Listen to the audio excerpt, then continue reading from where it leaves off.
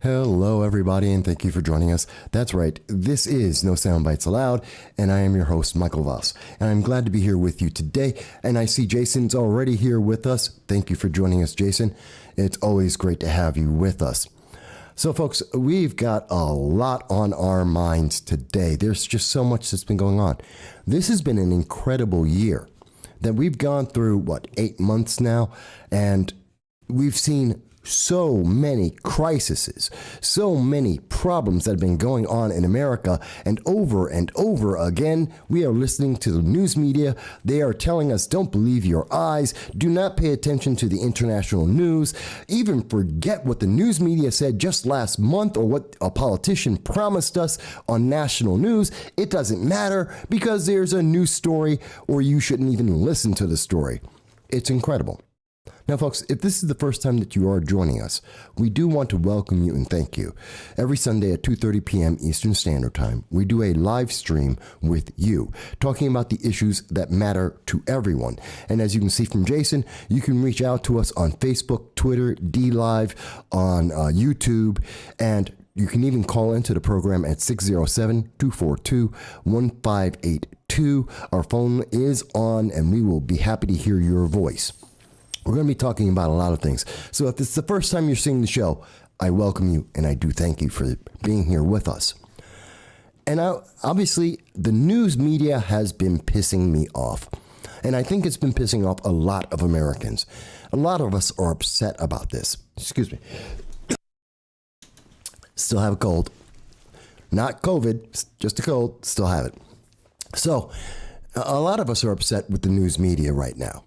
And it's so aggravating, I think, to watch the news media go from story to story, crisis to crisis, situation to situation, and not tell us what's going on, and to avoid telling us the truth about what is going on.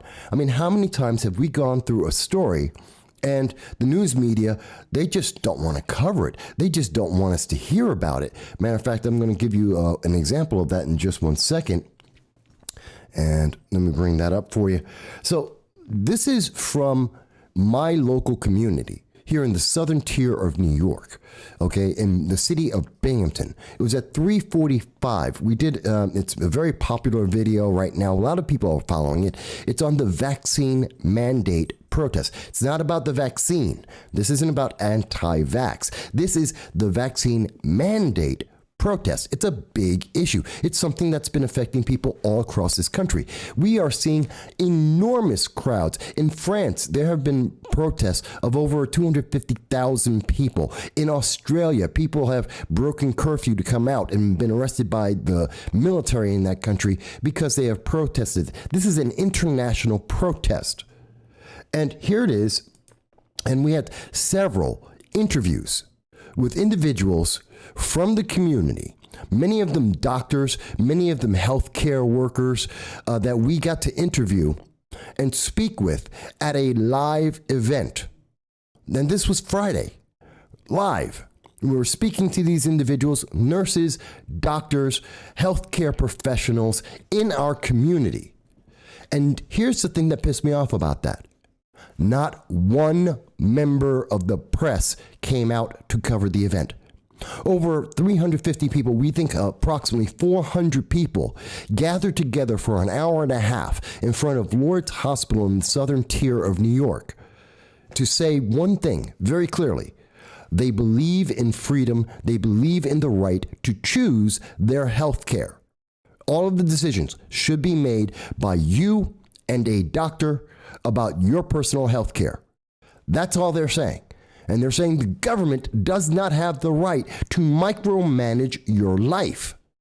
We had doctors, nurses, healthcare professionals that joined us. They were part of the 400 individuals that were at this event. They were part of the individuals who spoke to us both on the record and off the record about what they were doing. And do you know what?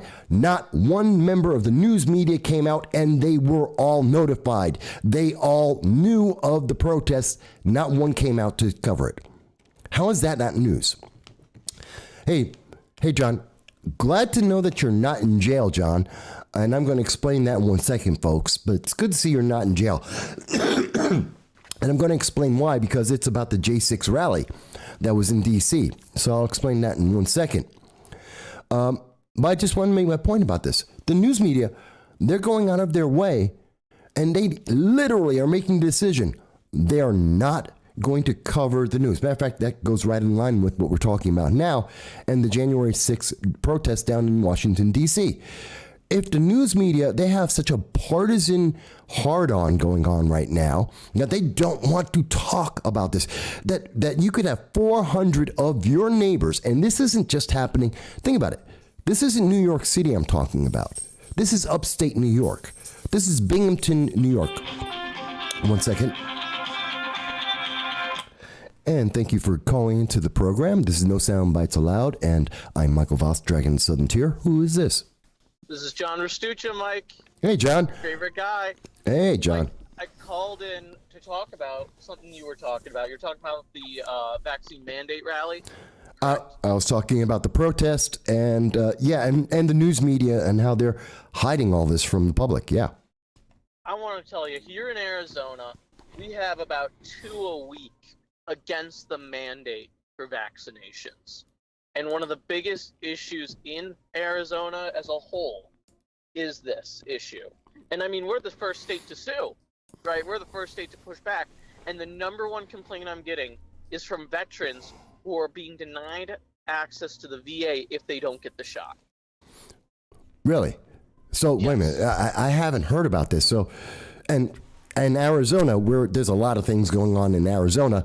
And just for people who know, the last time I was talking about Arizona, we got 2 strikes from YouTube, and they threatened to shut down this channel. That's funny because the results of what you were shut down for are going to be coming out next week, too. I know, and I can't speak about it because there's certain words that if I put them in combination, I will lose this channel. They will shut us down after 10 years on YouTube, after 1,200 videos. They'll kill us just for quoting the news. But oh, I know. But John, I know, and I'll tell you this, though. Go ahead. The results from what I've heard, because they're keeping it close to the chest, this is just what a private citizen has heard, they're big. It will be very interesting, but let's talk about January 6th. Now, did you go to the D.C. protest? No, I did not go to the protest, no. Okay, I thought you were going, or it might have been some other people that you know. I went to a previous one, but no, apparently it was a big success. It was #2 trending on Twitter, but, I mean, it was a big event. I can't speak too much to it, but, you know, I know it's a topic that many of your listeners would probably want to listen to. Well, I know there's a lot of people who don't know about what's going on because there's 400 individuals who've been arrested by, or actually they haven't even been arrested, they've been detained by the United States government, mostly the DC Capitol Police. They're in horrible conditions. Some people are suffering. They've said that they've been abused in the DC jail, which is overcrowded because of this, and yet they're not getting charges. Nope. And if anyone wants to find out more about that, Look Ahead America. It has a compiled database for all that information. But I just wanted to touch on the vaccine things because, I mean, it's a lot different here. We're, in a free state compared to what you guys are dealing with in New York. And this sounds like exactly like the media, too. I mean, I didn't see too much of the protest because you were the only one covering it. Yeah. Was it a big turnout? How many people showed up, Mike, would you say? There were 4. There was a couple of people who were doing official counts. And the official count was we had 365 people all at one moment, but we also had people coming in and going out. So we believe that the total number passed through, everybody who had been from beginning to end, was approximately 425 people. That's in an hour and a half. Spontaneous, relatively, we knew about the event that came through, plus all the people who were driving by, and most of these, a good large number of them were medical professionals. Yeah, absolutely. I can't give away all the sources of everyone who spoke to me, but of course, I understand that. But I do want to mention there were several people who came on to, in this event, and I'm showing it on the screen right now. There were several people who did come to this event. Sorry, an individual. Sorry, and we I didn't mean to put the volume on, but we did have several people like the person who's on screen right now, who did say, no, I'm a nurse, I'm here, and I want to be accounted for. I want people to know medical professionals are part of this anti-mandate protest, and we deserve to be heard. And I agree with her, 100%, absolutely. I can't stress this enough. And it's happening across the country. It is. Arizona is one of the biggest. We get 400 people on a Wednesday morning showing up to one of these protests. On a Wednesday morning in 110-degree heat. I mean, this is an issue that people desperately want to talk about and get out there here in Arizona. Like I said, we're the first state. I mean, Doug Ducey announced he was suing. He refused. Yeah, and it's incredible that we can see so many people, hundreds of people in Arizona, hundreds of people in upstate New York. And I guarantee you, and I know for a fact, it's not just here. There are hundreds of people in cities all over the place. And the news media is telling us, oh, all of these hundreds of people in your community, well, they don't exist. They're not real. They're all fanatics. I'm like, they're doctors. They're nurses. How can you say that about them? And the media isn't doing an interview with them. They're not actually stopping and going, and let me talk to you and get your opinion. I did, but they won't even come down. They just want to say, well, no, you're just disgruntled. It's like, no one I spoke to, and you tell me about this from your aspect, John, in Arizona. The people, they're not trying to quit. No.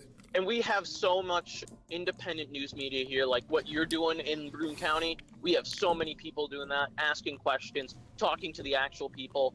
I mean, that's the beauty of it. And I want to stress this. The general consensus from the people I'm talking to, I'm vaccinated.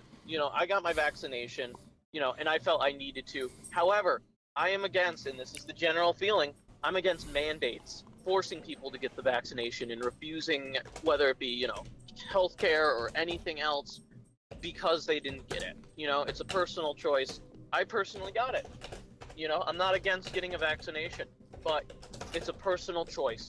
And that's what, this is all about here, specifically in Arizona. People are riled up about this, And going off your point, like I said, we have so many different Michael Vasquez's in Arizona. It's a beautiful thing, because if I want to get alternative media, I can go to those sites.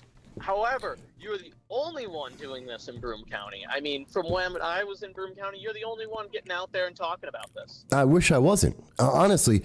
And I've said this before. I want to speak about an event I was at yesterday for Kate Newcomb.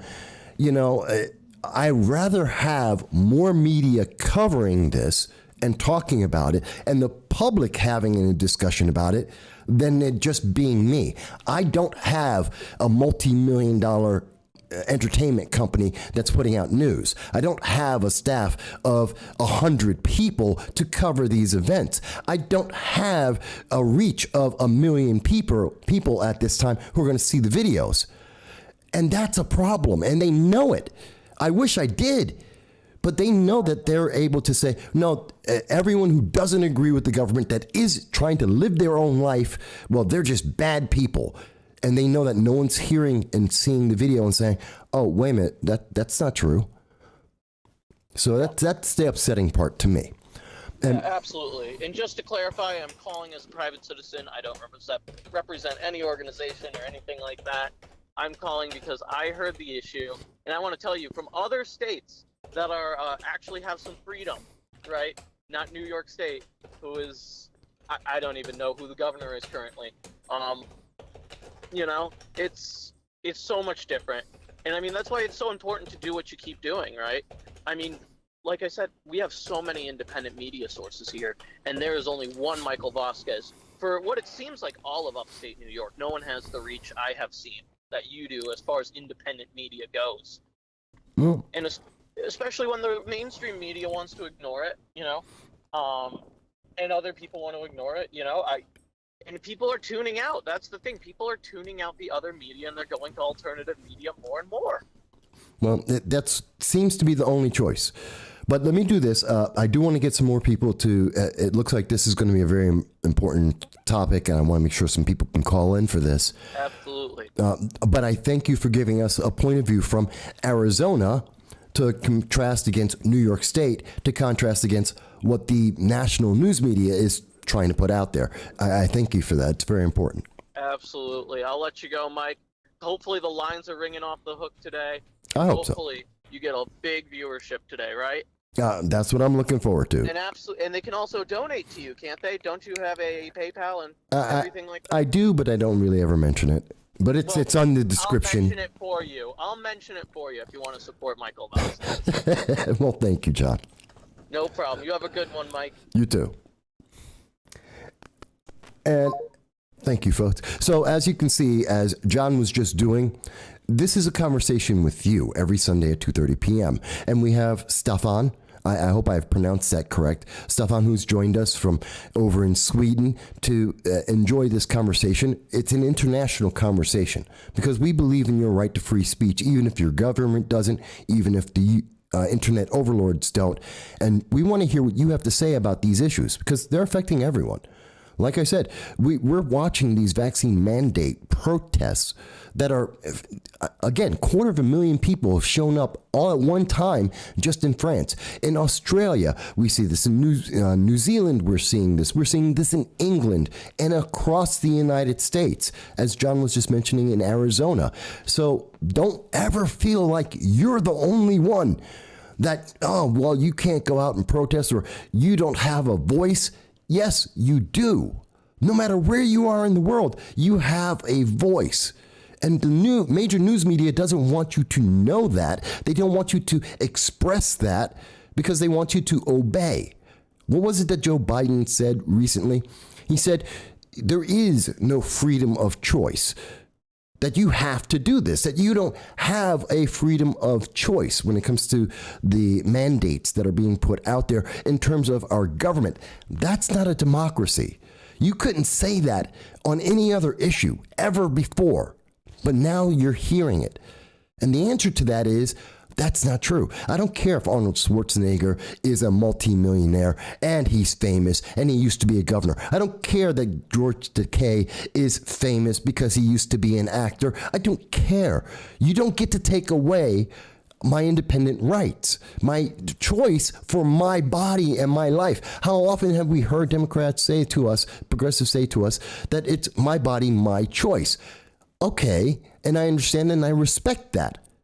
And then why can't we as American citizens say, my body, my choice? I don't want to take in that medication that you are trying to force me to take for a host of reasons. Maybe it's because of your medical history. Maybe it's because of your religion. Maybe it's because you don't trust the government. Maybe it's because you don't trust the CDC and the FDA on a drug that's been around for 1 month and has not had any testing.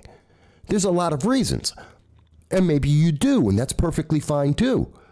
But I'm concerned about the fact that you're supposed to have that choice, not the government taking it over. But let me see what some other people are saying here. I want to look through some comments, and I do want to say hello to Jason, who's over on D Live. I want to say hello, Christy, who is mentioning, just as I said, my body, my choice. It's unreal to force anyone to get a medication.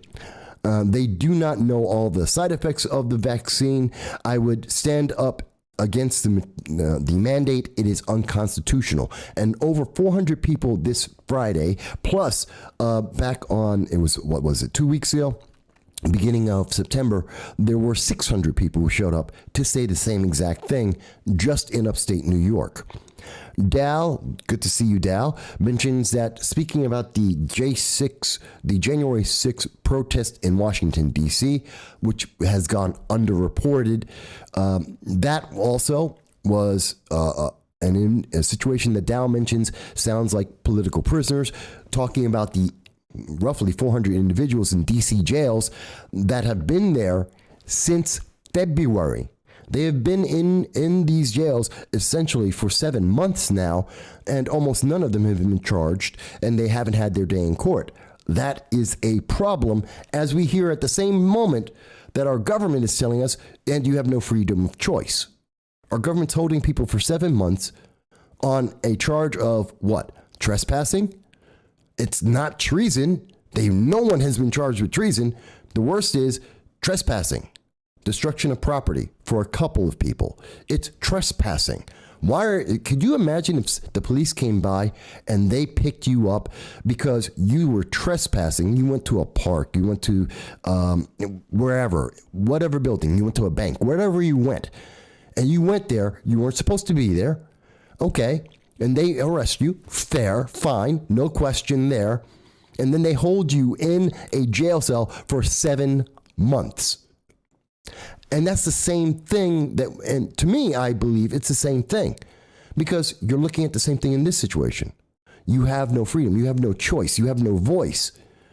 The news media doesn't want to talk about you. They're not going to talk about you being in that jail cell. They're not going to talk about you saying, I have a choice. They're not going to tell you that, hey, medical professionals agree, because to not give you a choice about the mandate is against their Hippocratic oath.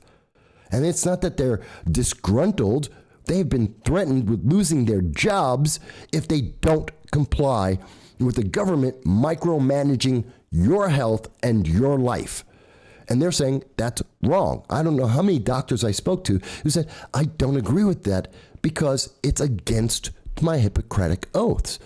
Maybe you have cancer. And there was a doctor who was speaking with me. It's like his friend has cancer. He can't take the vaccine. And yet, New York State is saying you have to. You have no choice, even though it's going to hurt your medical condition. Why is the government not listening to people saying this is a problem? Let me go on, and I'm getting to the comments. I know there's even more of them. And by the way, folks, you can always call into the show, 607-242-1582. I'm always happy to hear your voices, and I'm going to be talking about some other things, but I want to talk about this. Stefan, by the way, I mentioned him before. He was watching the show. I think he's still with us, from Sweden. And I know there's a big time difference between now and then, so I really thank him for taking his evening to spend with us. We really appreciate that because he believes in truth and liberty based on his quote. Dow says, there's a technical issue occurring, only hearing my side of the conversation. You didn't hear John? No, the phone's in. I heard him in my system. I apologize if no one got to hear John. Because he should have been able to be heard. I heard him clearly. Let's see here. John Cordisco is here with us. Hello, John. And I know you wanted to call in, John. I'm happy to have you do so. The phone line is open, so go ahead and call in. Cordisco says, New York governor insert cardboard cutout progressive. Must have been bad. Even the Canadians are mad. Everyone is mad right now. And there's a lot of reasons. And half the world is mad at the United States for different reasons. I mean, we've got France is pissed at us because we're helping the Australians get their own submarines. We got China pissed off because that means more submarines. They can't take control of the Southeast China Sea. They can't invade Taiwan like they want to. So they're pissed off. Taiwan's pissed off because Biden has been going around abandoning American citizens, so they have no faith that the United States is going to come in to protect them. And meanwhile, China's getting stronger and stronger, and they're watching, a lot of our allies, that General Milley is committing treason, calling up the Chinese and saying, hey, don't worry, we'll give you a heads up on what we're doing. And why would anyone believe that General Milley didn't call and tell China, hey, by the way, this is what the British are about to do. And here's what the Israelis are about to do. And here's what Japan's about to do. Do you think that General Milley wouldn't do that? Because you shouldn't, because he already did that. He already called the Chinese and told them what Americans were doing. And that's American soldiers' lives that could have been killed because of his words And he doesn't know how the Chinese are going to react. They could have killed Americans. They could have cost American lives because of what he did, which is treasonous. It violates multiple articles of the Unified Code of Military Justice. He should be tried. He should be in jail, not resign. Not resign. If he resigns, it's going to be the same thing as former Governor Andrew Cuomo.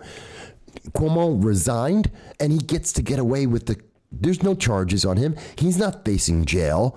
He's got $18 million that he's wheeling and dealing in New York State politics, as powerful as before, and no one's paying attention to what Cuomo's doing anymore. He's not in the news. He has more power now because he's a private citizen with $18 million and the phone numbers of every Democrat that's running for an election. He's more dangerous now than he was as governor, and that's because he just resigned and everyone forgot about him. He's not in the news anymore. No one talks about him anymore.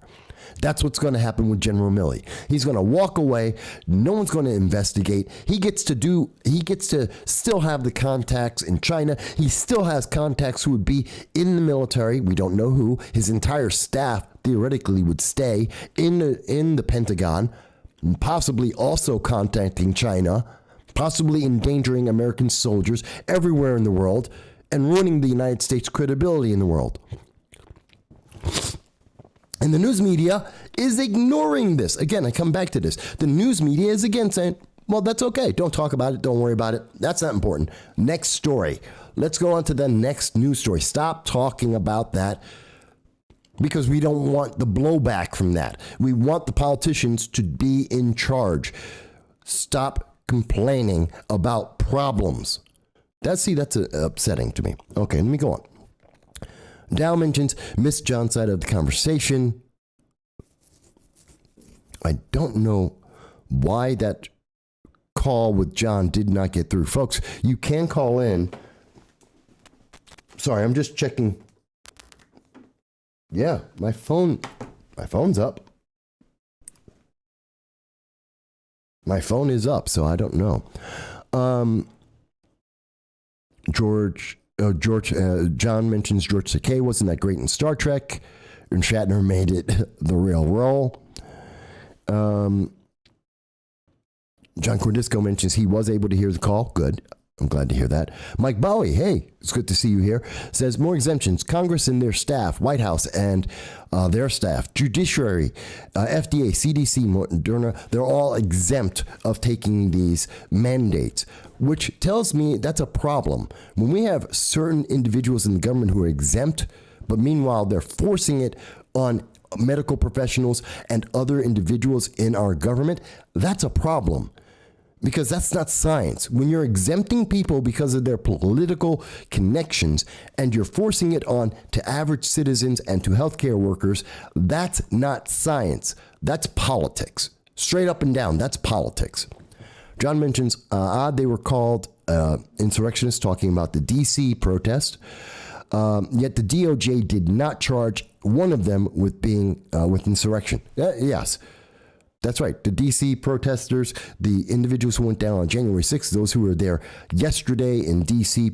trying to move this process along to get them out of jail that they've been in for 7 months, not one person is charged with actual treason. None of them have been charged with insurrection. And yet we hear the news media saying, oh, they're insurrectionists. They are evil, evil people, insurrectionists. Then why is not one person in 7 months been charged with insurrection? Why is it that the FBI came out last month with a report saying there is no insurrection? There was no plan. That the narrative from the news media bolstering Joe Biden, it's absolutely false. It is yet again another in a long list of stories that we have seen where the news media has told the public, oh, this is true. Russian collusion, 3 years later, 4 different investigations later, $30 million later. Nope, didn't exist. Oh, Trump made a call trying to collude with Austria. And then what? We went 6 months. Investigation, checked it out. Does not exist. Not real. Someone made it up. which now we believe may have been General Milley or one of his staffers. Made it up. Not true. Didn't exist. Hunter's laptop doesn't exist. There's nothing on it. Turns out 4 months later, there's an investigation going on in the FBI. The laptop is Hunter's. It does exist, and it does have damning evidence in it, like the fact that he dropped that he lied on his gun license that he filed, saying that he wasn't an addict, something that you and I would go to jail for. No, he's fine. And no investigation, no charges. See, this is the problem. We've got the media playing games with us, changing the rules.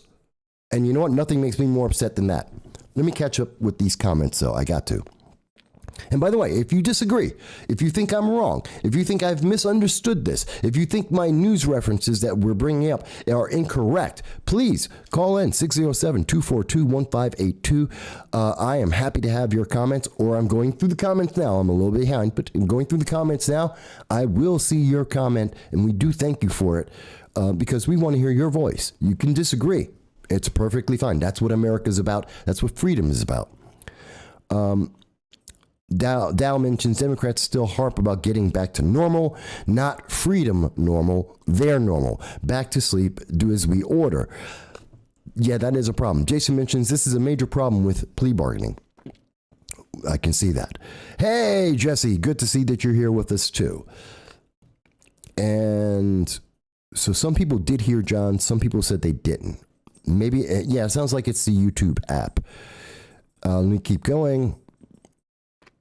John Cordisco mentions it's a special skill to piss off everyone that, like Biden has done. So many countries that I can run down a list. Boris Johnson has been pissed at him, mentioned it. The entire British Commonwealth, their Parliament has been angry, vocal about what he did in Afghanistan. The fact that British citizens, New Zealanders, French have been abandoned in Afghanistan as well because of what he did. And let me say it again, American citizens are still stranded in Afghanistan right this second. The news media has completely forgotten about that. They do not talk about it anymore. They will not mention it to you. It is a non-story. Americans are in harm's way. Imagine if it was you. Imagine if it was your family. We're hearing from people today. Matter of fact, I have brought that up. I want to show it to you. There was, where is this guy? There was a politician. There he is. I want to show you. And so here we are. This is Senator Kaine, Senator Tim Kaine. And he's here, and I want you to hear what he has to say right here. I'm relieved. No one has said this yet. I'm relieved that a child born at Inova Fairfax today is not born into a nation at war. Some will challenge my characterization because the world's a dangerous place, and American troops are deployed all over the world. And yes, and I do challenge what Senator Tim Kaine has to say here. Oh, the war is over. Really?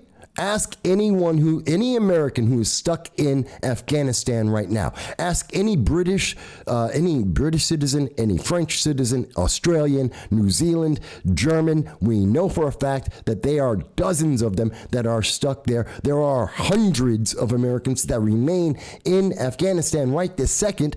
Ask them if they feel like the war is over. Ask them if they feel safe. Or ask them if they're happy that they were abandoned by their own government. Because I think the answer from them are going to be no.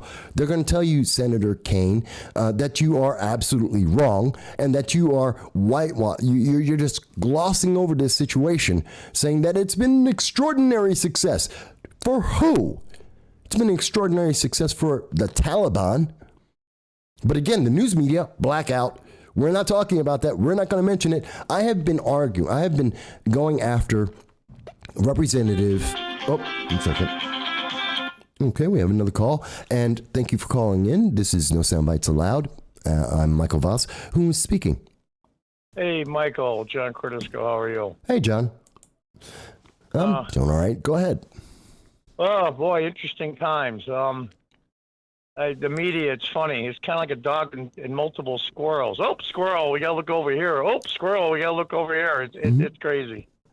It is. It is. And, it's really upsetting to me that they're so busy trying to distract people while and telling you that it doesn't exist. They're trying to tell people the protest, like I have up on the screen right now, that I covered. Okay, 600 photos, 5 interviews, 400 people there, and they're telling, and according to the news media locally and across this nation, didn't happen. Never happened. If you ask people, did you know that happened? No, it didn't. How you know? Because the news didn't cover it. If it happened, the news would have covered that, right? No, that's a lie. See, I didn't. Where do they protest? Out of curiosity. In front of Lord's Hospital on Riverside Drive. They're right on Riverside. Okay. Yeah, for people who are not familiar, don't know this area, it was just outside. It's one of the major hospitals in our region. And so it was a very public space. No one was hurt. No one was impeded, but it was very visible. And lots of people drove by and saw it, but not one person from the news media. I'm not going to call any hypocrisy here because I don't know any of those individuals or nor do I talk to them. But I find it interesting that it was My Body, My Choice in front of the major Catholic hospital in the Binghamton area. And I would be wondering if that issue was abortion, whether they would be picketing in front of UHS. I find that fascinating. Well, here's my big difference, and it's a great argument. It's a great question. What's the connection between abortion and the vaccine mandates? No, the connection is My Body, My Choice. But it's not actually. And let me explain. Let me explain. No, it's not. Let me explain. Let me explain the difference between the two. Okay. And this will piss off some people, and some people are not agreeing with me, and that's perfectly fine. When you're talking about abortion, the baby is a human being. The baby is a body that has a right. That's correct. But they don't, and they are innocent, so they cannot choose. So when people say, my body, my choice, and they're saying that in terms of abortion, they're always saying that in terms of pro-abortion. Well, the baby's body is separate of that. So that's also correct. So it does not apply to me. I do not see it. I do not see. But I've heard leftists and progressives say it's the same thing because you're putting somebody else in danger to die, so you're killing them too. No, it's because that's not true. Argument. No, because it's a weird argument. It's well, let me address. Argument. No, I'm glad you're bringing it up because it's a good conversation. Okay, so you're trying to tell me that there is a similarity to making a choice to kill a body, which would be a baby, and that's abortion. And that's the same thing as an airborne disease that travels through the air, whether you have a mask or not. Go ahead. Do you see slowly what they're doing? In the old days, in slavery times, Jim Crow, even Nazi Germany, you have to slowly over time dehumanize the side of the people you don't like. It's been happening. It's not slow. It's not slow. It's been happening for a long time. It used to be only centered, I would say it used to only be centered on conservatives, and in particular, people like myself, a black Republican conservative. And so we were the Uncle Toms and we were the outcasts. And for the longest time, we didn't exist. But now the dehumanization is coming with people that won't cooperate with the state. That's the difference now. And it's widespread. The media is more than happy to say, oh, you went to the January 6th, the protest, the J6 protest yesterday. Well, then you must be a terrorist. You must be anti-American. You must be an insurrectionist. I've seen multiple interviews over time that they've recorded and archived with Jews that survived Auschwitz, things like that. Yeah. And they all asked them the same question. Why don't you just get the hell out of Germany when it started? And they all said the same thing. They did it slowly over time, so we didn't notice. Well, I think this is something that's very well noticed. It is definitely being spoken about on this channel and others. And I think the videos, the proof that didn't exist in the 1930s exists now. is that we have video, you have YouTube. Everyone has a cell phone that they can go. I mean, everyone's got a little cell phone, the Library of Alexandria that I like to call it, and everyone's got one, and you can tap into it and find it, although they will make it very difficult for it to be found. I think they're going to have a really difficult time succeeding, because I'll use Admiral Yamamoto's quote, who went to the University of Chicago. He was the Japanese admiral in World War II. We can never invade the United States because there's a rifle behind every blade of grass. Yeah, that's a famous quote. Yeah, and it still applies even today. Well, it does, but it's incredible to me when I'm listening to these comments, and they're demonizing remember, there are lots of signs. Oh God, I have so many pictures I could show you of the signs of everyone who was at the protest yesterday for that against the mandate. And there are dozens of signs saying, last year we were a hero. This year we're a villain. We're the same healthcare worker who's going to take care of you. Oh, yeah. How many times did we see that over and over? I'm a healthcare worker. Last year, they could do no wrong. They were the best people. They were in harm's way, and they were standing up. And it was demanded from our media and our politicians, you have to do something. You have to thank these people. And these are the same people who are saying, and I'm protecting your Hippocratic oath, their Hippocratic oath, and they're protecting you. It would save a lot of confusion for the Democrats and the progressives and the leftists if they had an 800 number. And then every week, when their position changes on a topic, they get to call in and find out what the position is this week, so that way they won't be thrown out. Yeah, it's incredible to see this. You know, Afghanistan, gone. I mean, I don't know it's interesting to me because I was just on Facebook before the show started, and a woman was arguing with me from Representative Delgado, Antonio Delgado's webpage, and I had asked him, speak up about the people in Afghanistan. Talk to your party, get them active. Let's get these people home safe. That is your number one job. And I was getting a woman who was arguing with me and personally attacking me because I was daring to say this. And she said, well, you just don't understand what's going on. And she quoted about 3 different major U.S. media news sources. And I'm like, well, you know, that's not the only news that's out there. How about the 15 other news sources that I go through, like the BBC, the Guardian, the Times of Israel, the Times of India, the Hindustan Times, which is out of Pakistan. What about the rest of the world that's telling us, no, there's an entirely different thing? They have a copyright saying I'll use my PBS voice, the most trusted name in news. Well, yeah, the trusted name in news that, again, and I think people really need to pay attention to this part, is that our news media has been proven for a year now, repeatedly, to be more than willing to lie to our faces. They tell us one story, and then 6 months later, on average, about 4 to 6 months later, they come back to us and say, oh, here's a brand new story. It's absolutely true. Well, it's amazing. I heard something interesting. You know, the definitions of things have been changed around so much that we're speaking the same language but using a different dictionary now.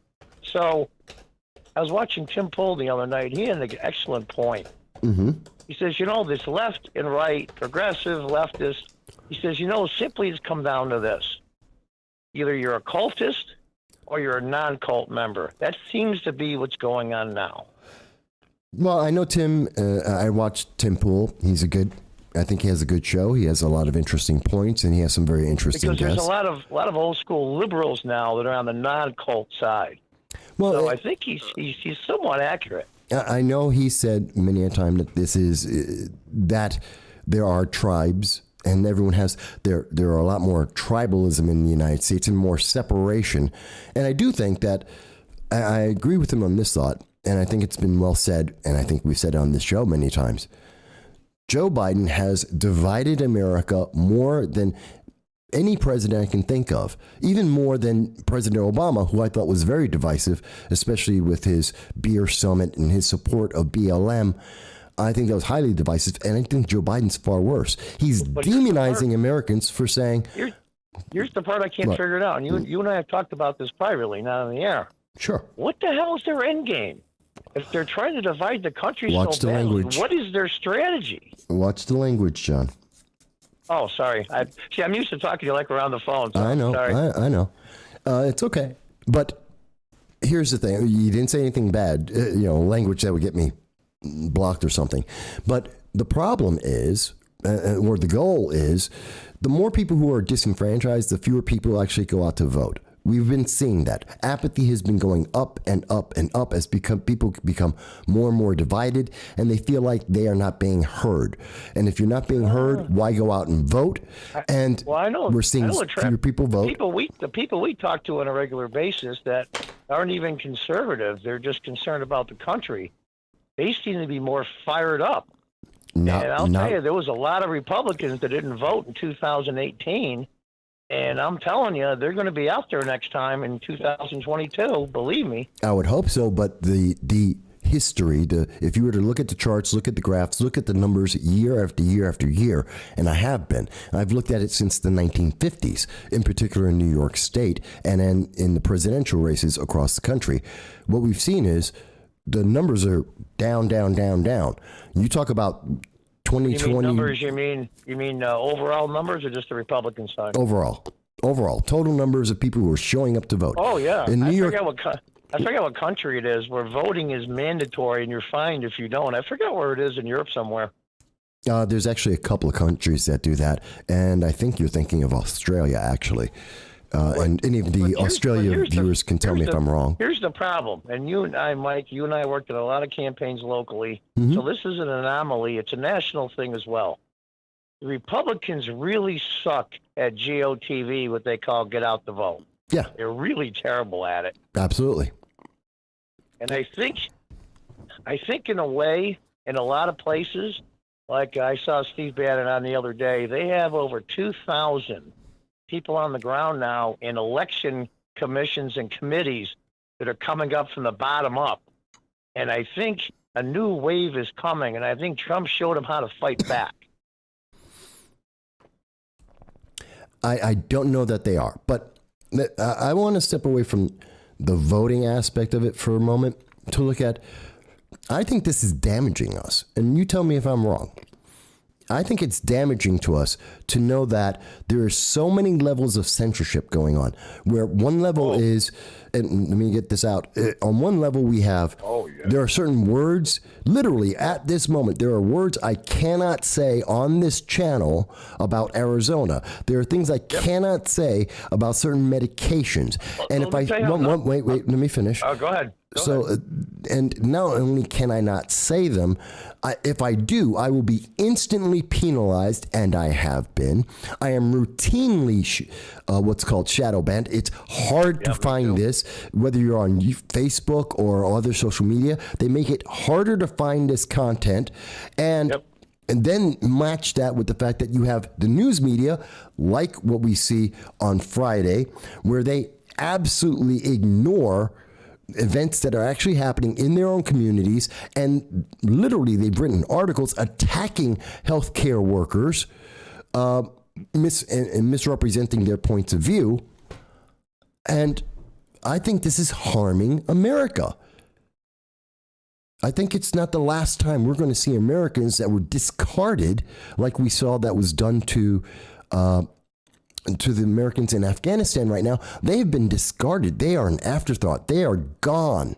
Well, in some ways, Mike, you and I are old enough to remember when there was just TV news, network news, yes, and then local news. Yes, I am a little old. So back then, it was a lot easier to censor.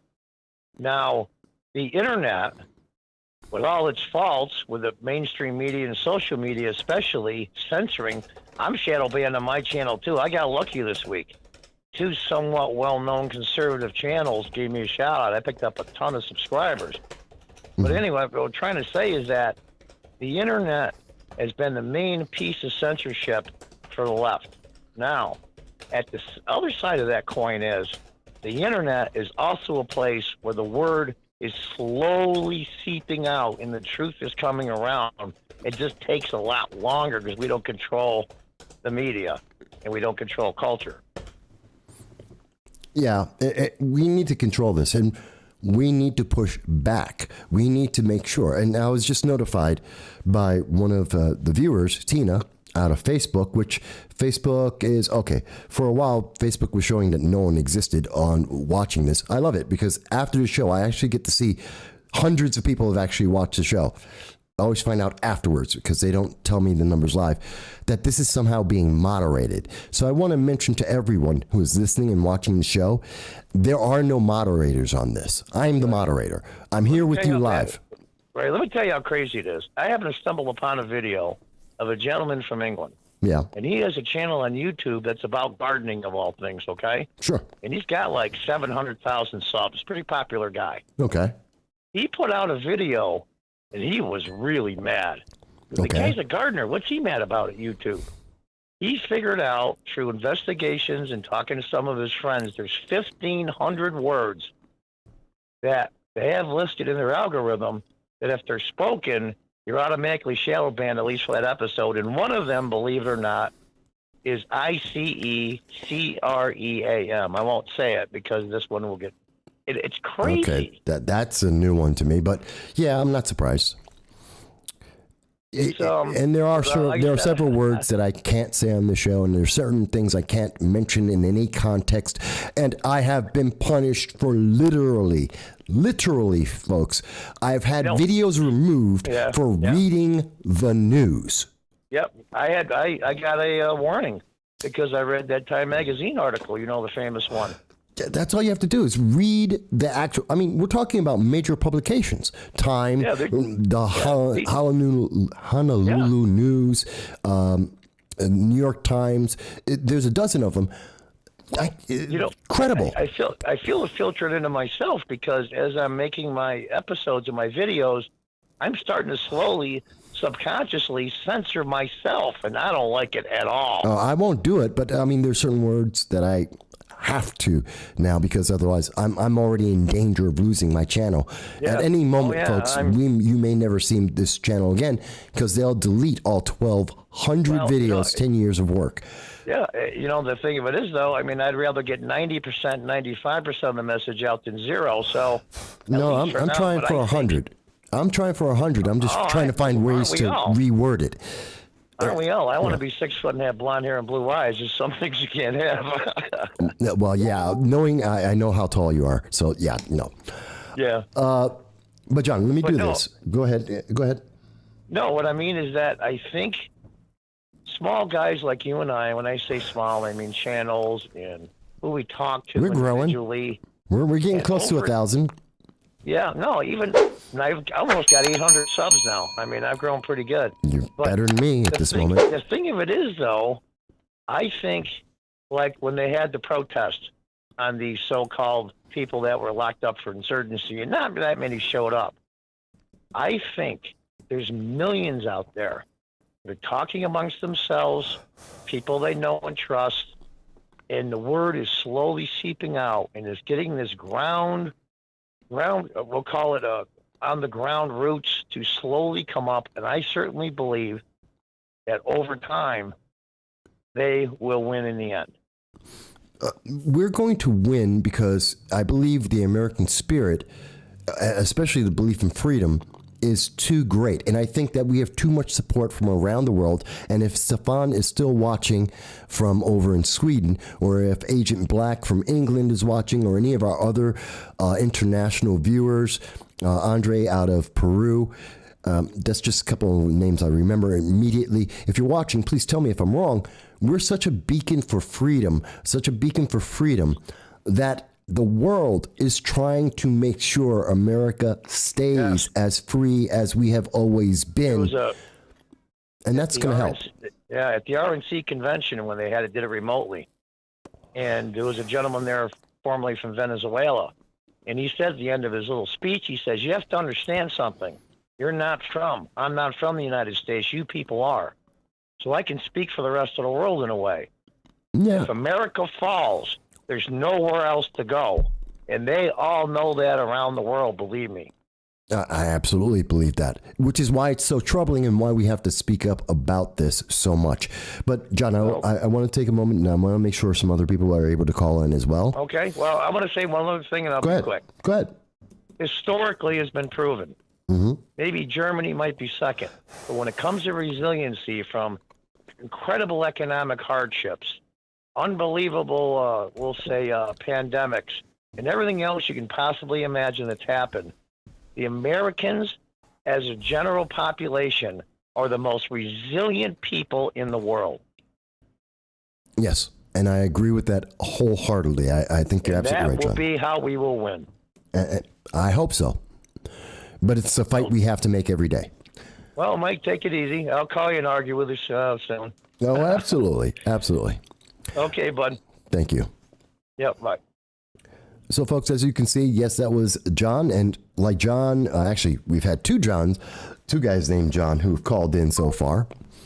But the phone lines are open. It is 607-242-1582. You can call in from anywhere in the world. Sorry, it's not 800 number, but you can call in and be on the program. Your voice will be heard anywhere in the United States, anywhere in the world. And around the world, you can always reach us, as you can see from so many people like Hot Chicks. By the way, hi, Hot Chicks. Good to see you. Dal and John and Mike, Bowie and Tina. You can reach us on YouTube, Facebook, Twitter, DLive. You can reach us on social media. And if you're watching this after the fact, please leave a comment. We really, really appreciate that. Hello, Christy. I didn't get to say hello to you. She says, by the way, I never heard about the rally at Lord's until you said it would take place. If I would have known, I would have posted it and there would have been many, many more people there. Please inform me. Well, let me tell you that next Friday, there is going to be another protest at SUNY Broome. It's the first time it's going to be at one of the schools, bringing it to our students and our kids who are learning, who are coming, who are the next generation who will be in our nation helping to lead us. And the next protest is going to be at SUNY Broome in in Broome County, New York.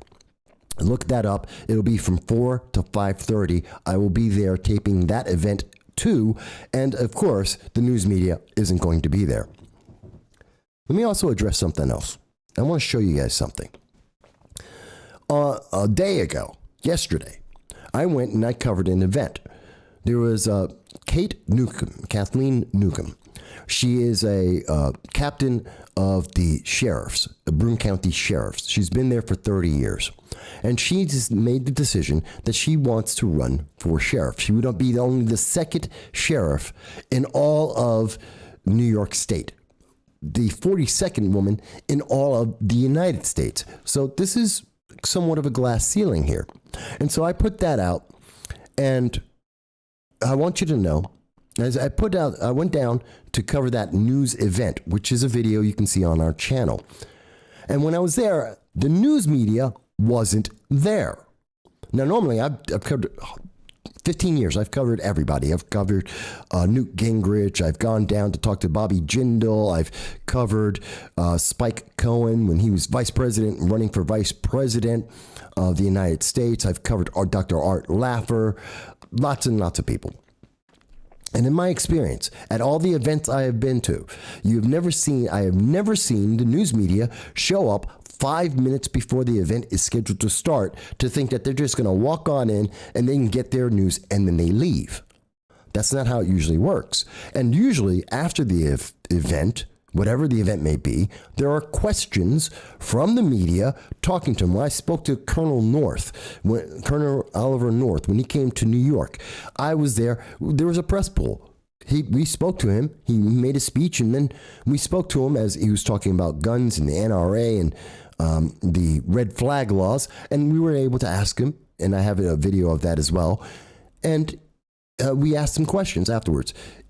This event, they didn't show up until 5 minutes before the event. So I rightfully came out and said, hey, I let the public know that that they were abandoning their job, being prepared and being able to ask questions. Mr. Anthony Borelli is one of he's a member of the press. And he says, oh, hello. I was there for the Binghamton Press, working overtime to ensure it was covered fairly. There was also TV reporters at the event standing with me in front of the podium. Well, I never said they didn't show up. I said they showed up late, which means that they weren't properly prepared to provide coverage for the public. On top of that, and this is the part that I really wanted to get into about this, is this part right here. See, I actually looked at the coverage. And the news media, this is how they do this to you. So they actually went to the event. And you know what they did? Mr. Borelli, who's so happy to say, hey, I covered this. I was there. I worked overtime to do it. Mr. Borelli, who showed up late and left early, has an article that spends half the article talking about the opponent, not the actual candidate he was there to cover. He had one quote of what she had to say, and it was not the full context of what she had spoken about. And then he left and didn't ask anyone at the event for an interview or a question. There were two other news agencies that were there, both of them with video cameras. Not one video of the speech from the major news media exists. I looked. Not one. I'm the only one who's got actual coverage of what was actually said, word for word. I'm the only one who asked the individuals there, including former Binghamton Mayor Rich Bucci, a very popular, very well-respected individual in the political scene of the government of Binghamton and Broome County at this moment. Whether you're a Democrat or a Republican, doesn't matter. They didn't ask him. He was there. They looked at him and didn't ask him a question. I did. There was a former city councilman there, Mr. Bob Seidel. They could have spoke to him, a well-respected figure in the politics in Binghamton, New York. They didn't say a word to him. I did. I got an interview with him. They didn't speak to the candidate, Kathleen Newcomb. After she got done speaking, they walked away. I was the only one to say, hey, let me have a follow-up question with you, because the public has some things they would like to know. That's their coverage. See, and that's annoying. That's a problem. When the news media, and I know it was gone from your comments for a little bit, folks, but that's the problem. They're saying, well, we covered it. We came down and ran away as fast as possible, asking no questions, getting no further information, no more insight. And I know that's not the way it's supposed to be done. Not only because I do it, and I've been doing it for 15 years, but guess what? I've been the candidate. I've run for Congress. I've run for Broome County legislator. Not a big office. Yes, I lost. Doesn't matter. And you know what? When I have press conferences, the public, the press ask questions. It's like when I went on to a couple of news programs. I was on various talk shows, especially when I was running for Congress. And you know what? They asked me, I said, well, here's why I'm running. They didn't say, thank you very much. We're glad that you came on to tell us that while you're running, have a great day. They said, okay, well, let's follow that up. We have a question for you. We have questions about economics. We have questions about international politics. We have questions about law enforcement and race relations in the United States.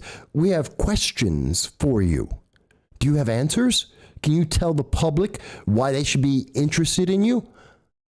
And you know what? I answered those questions because that's what the press is supposed to do.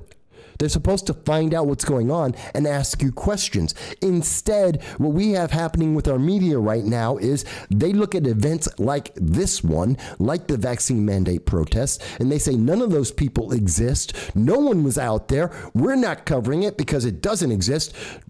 Can't hear you, la, la, la. They go over to the event with Kathleen Newcomb and they say, oh, you know, we got a couple of words that she said, and we're going to throw it in front of the public and tell them, oh, yeah, she said a sentence, done.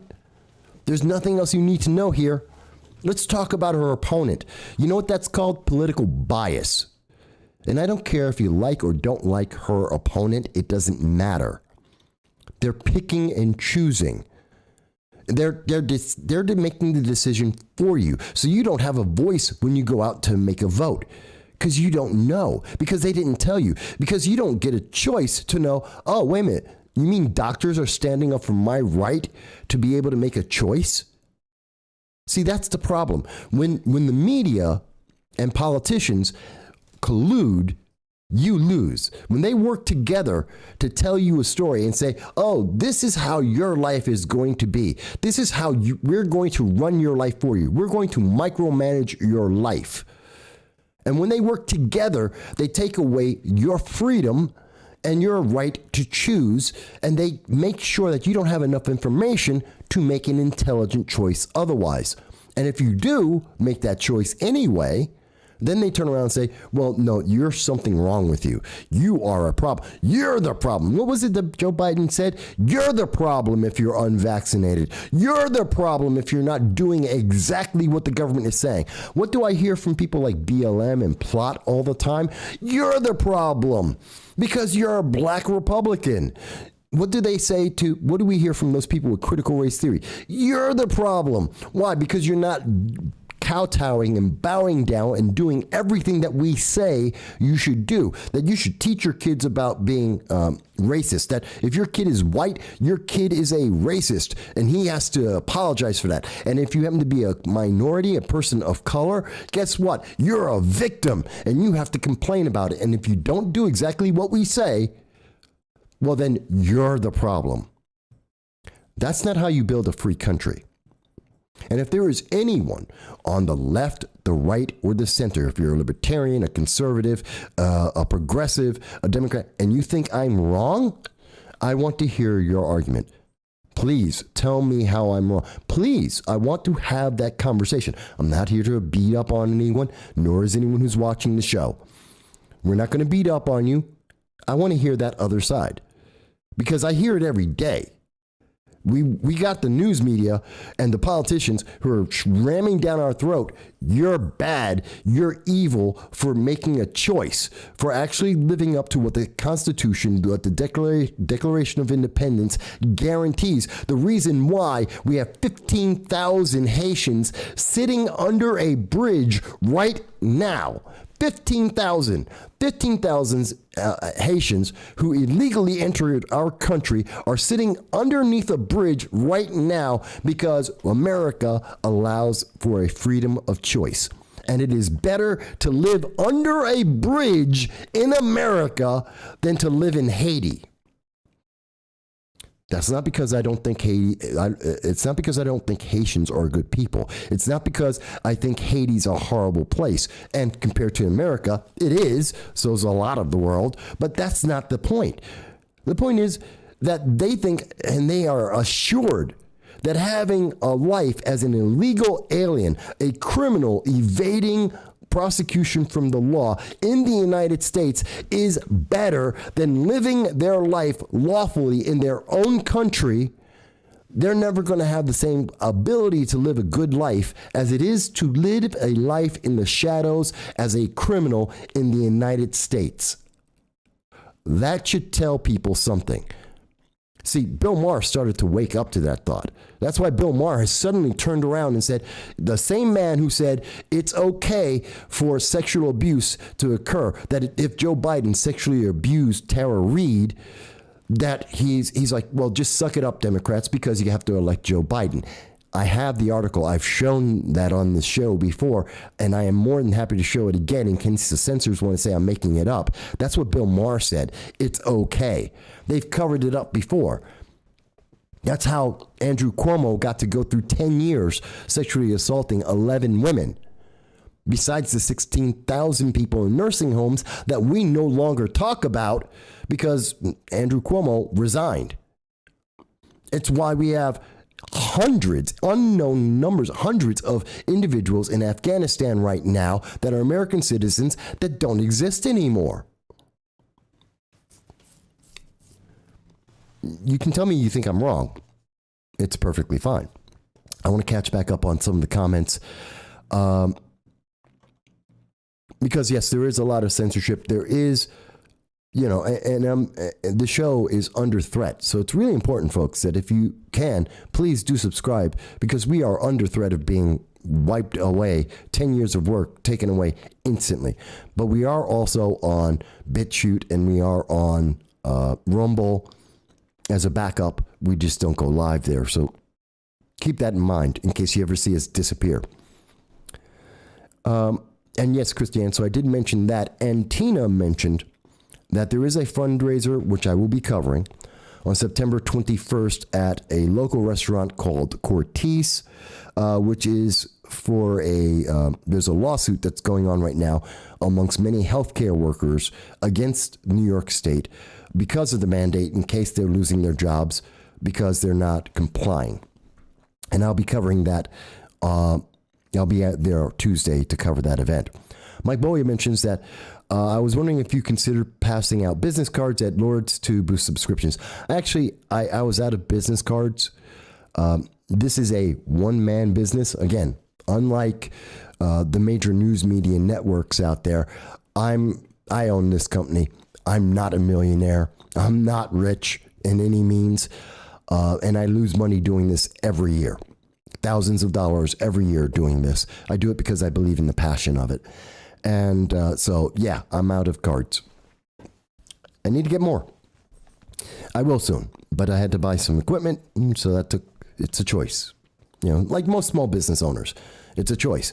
Do we fix this or do we fix that? Do we improve this part of the business or that part of the business? I'd love to have 2 more employees to be able to cover them, to get them out to you guys faster. The money's not there. What can I do? Whoa! The system froze. Froze for a second. The time on Tuesday, Christy, is going to be 5 to 8 p.m. It is a fundraising event at Cortese. I believe the price, actually, I know, the price is going to be $30 per person for the fundraising event.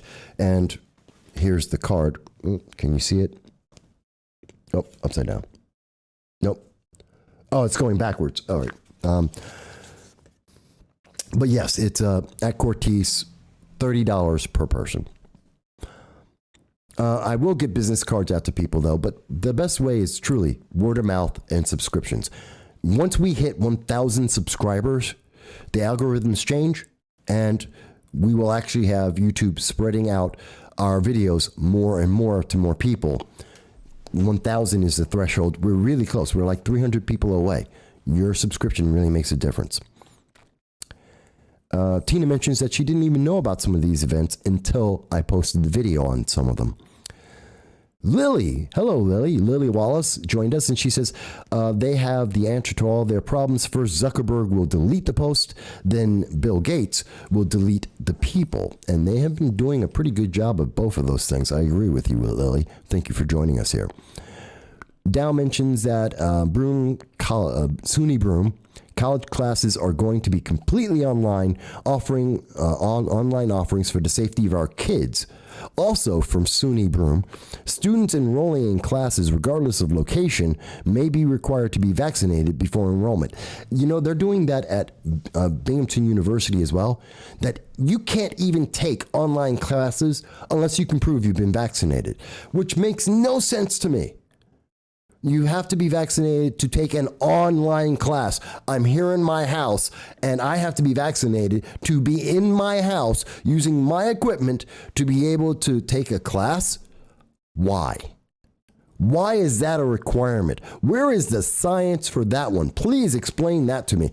I'm not saying anything against the science. I'm not doubting the science out there. I'm asking you to show me the science that says that I have to be vaccinated to be online, to be on a class online. Please show me that science, because those two things do not connect at all. Where's the science in that one? You know what? You'll never hear an answer about it, and the major news media won't even ask the question. Dow mentions, then they backtracked. His son is online, not on campus. They basically said that as long as the courses are not on campus, they don't have to get the poke. But it doesn't make sense to me that you would even consider that. I do Nate is here. Hello, Nate. Good to see you with us. So we're talking about a lot of the different things here. So I did want to bring up, and then I did bring up the issue with the news media. But this is how incredibly insane some of this is, because I do want to cover some other things here. This is, this is a story. You may not have noticed this. Councilman Delvin Moody brought up this example that's on the screen right now. And links at the end of the show, links for everything we're showing you are going to be available for you, so you can see it for yourself. But this is what's being taught to our kids, since we're talking about schools and we're talking about SUNY Broome. This is what's being taught to kids, and I'm going to read this for people. You have just graduated from college and have found a great job locally. This is a question for a math question. This is a math question for students that are being taught this. And I want you to hear what they're being taught. This is the question to a student in school right now. You have just graduated from college and have found a great job locally that pays you $36,000 a year. You want to get your own apartment, but your mother worries about you and doesn't want you to get shot in Cornhill. Cornhill is a location up in the Oneida region of New York State, which is predominantly minority and mostly tends towards lower income. You must have a car to get to work. Budget your money assuming that your taxes coming out of your paycheck will be about 18.5%. Use the form below to fill out the budget sheet, things that should be considered, food, entertainment, blah, blah, blah, blah, blah. And there's the math question.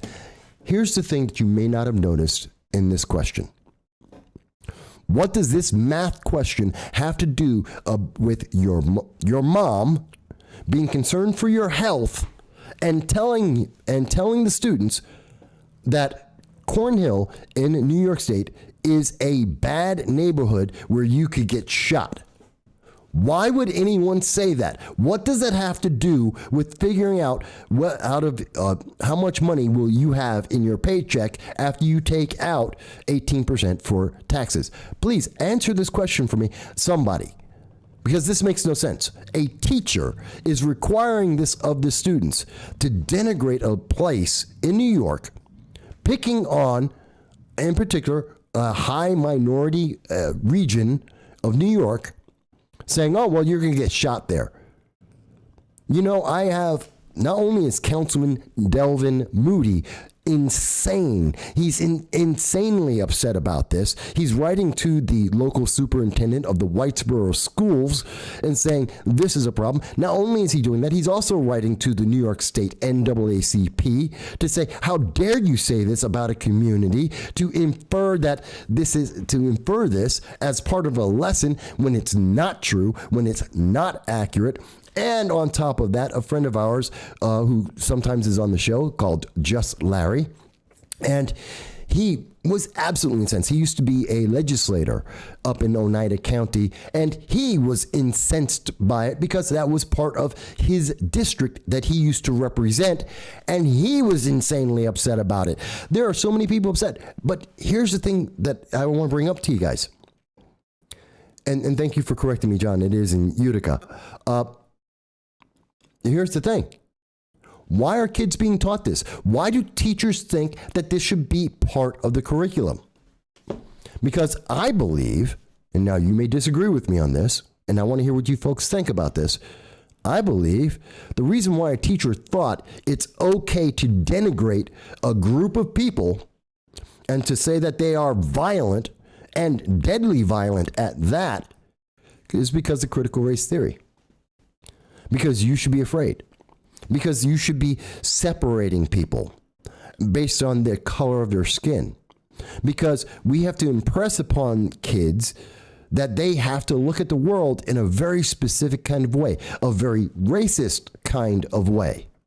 Because that's what critical race theory does. And the news media is more than happy to back up that claim, to not talk about these stories. Again, this came from a councilman, not from the news, not from the press, although, to be fair, Talk of the Town which is a news talk radio program, did in fact cover this. They have promoted this. But we shouldn't be at this point. We shouldn't have to have this in our schools. This is insultingly racist. This is insultingly denigrating to people, not just minorities in the Cornhill region, but people who live there. Because more than just minorities live in Cornhill. Like everywhere in the United States, there's more than just one group of people that live in any one specific area. And to denigrate them, imagine if that was you. Imagine if you, and I suggest if you have kids, double check their homework, double check the schoolwork they're getting, because you may be surprised to find out that the teachers are denigrating you. How many teachers, just recently in the Broome County, the Binghamton City School District, we found out that our kids, just as back in March, were being taught that police people, that law enforcement were bad people, and that they have that there's racism, that if you're in law enforcement, you're racist against people of color. That's what was being taught to our kids here.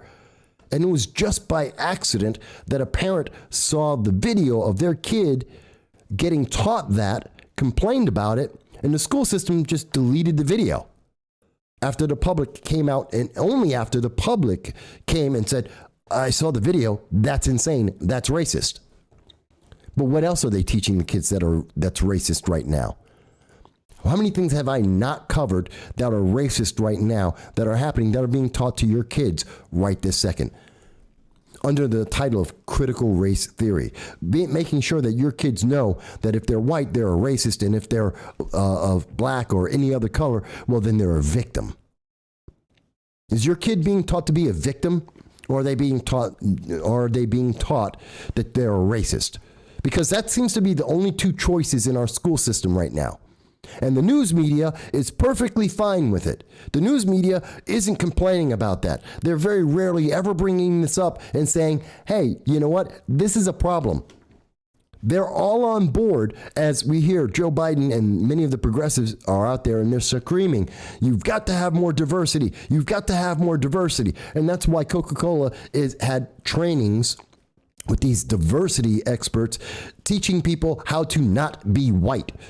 And how being white is a problem. I'm sorry, I don't care if you're white, black, or whatever.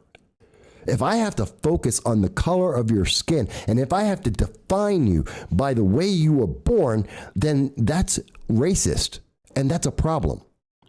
And when I grew up in the 70s and 80s and 90s when I was in school, guess what? We weren't being taught that you have to be racist. We were being taught, don't do that. Do not judge people based on the color of their skin. That was the worst thing you could do. I believe it was Martin Luther King who happened to say he had a dream. And that dream was little white boys, little black girls, and kids just all mixing together. He didn't say they have to be separated. He didn't say that, the white kids are racist and the black kids, well, they're just victims. He didn't believe in that.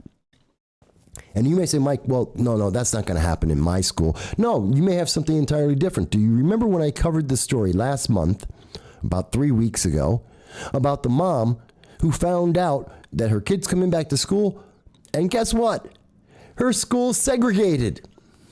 It was a black principal who segregated the black kids from the white kids so that they could be in different classes because of critical race theory. That's right. Let's teach those kids racism, segregation, because black kids aren't the same as white kids and they can't be taught the same. Same reason why Ebonics is coming back. Why? Because black people can't speak the same way white people speak.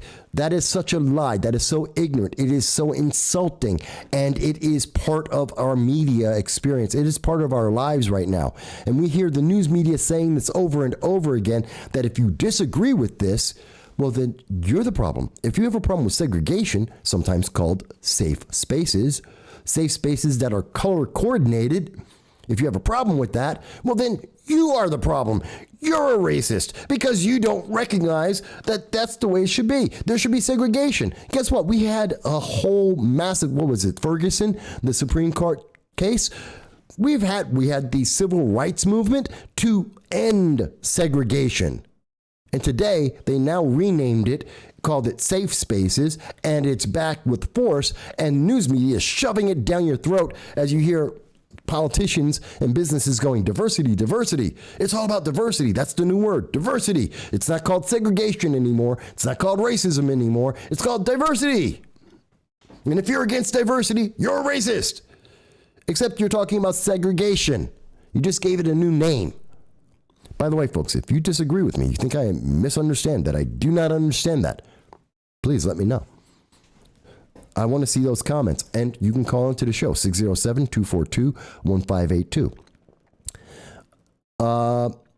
So I want to go back to some of the comments. Nate mentioned that he's just staying up to date, and thank you for joining us to be able to do that, Nate, because we were covering the vaccine mandate protests. If you have not seen the video, please check out our channel. You'll be able to see it there. Hot Chicks mentions, I didn't think of being racist until you brought it up. You know what? You're not supposed to, Hot Chicks. No one's supposed to think, hey, how can I be a better racist today? No one's supposed to say, when your kids aren't supposed to be taught, hey, guess what? You, little Timmy, you're a racist. Hey, you, little Jaquan, guess what? You're a victim. How is that going to set those kids up for the rest of their lives? If they go through school and the only thing they've been taught is, well, you were born a racist, you have privilege, you have this privilege, that privilege, you are a privileged individual, and those other people are victims.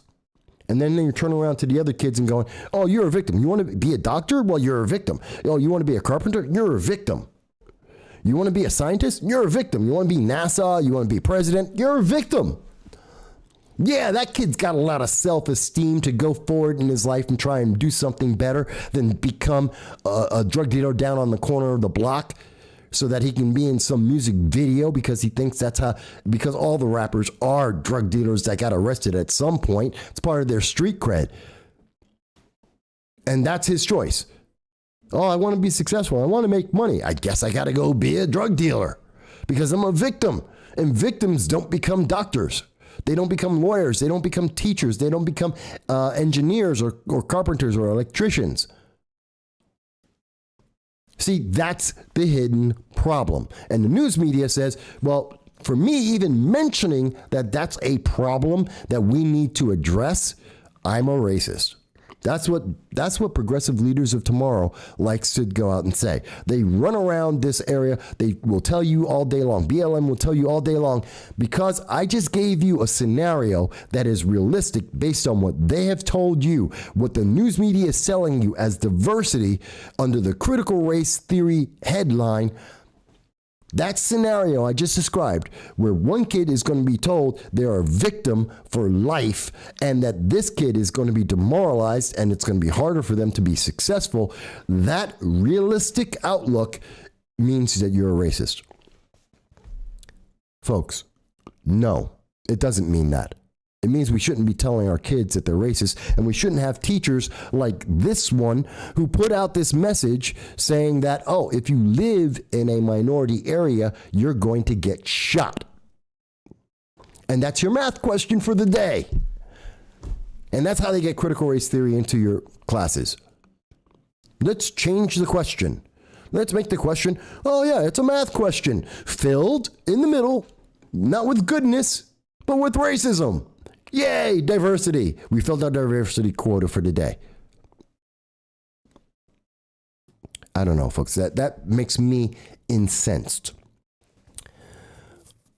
And hello, Anne. Good to see you with us. She says, the left is hoping to raise a generation of submissive followers of leftist progressive dogma. Our schools are some of the most important battlegrounds. I agree completely. As just the same as I think the vaccine mandate protests are another battleground of freedom and free thought.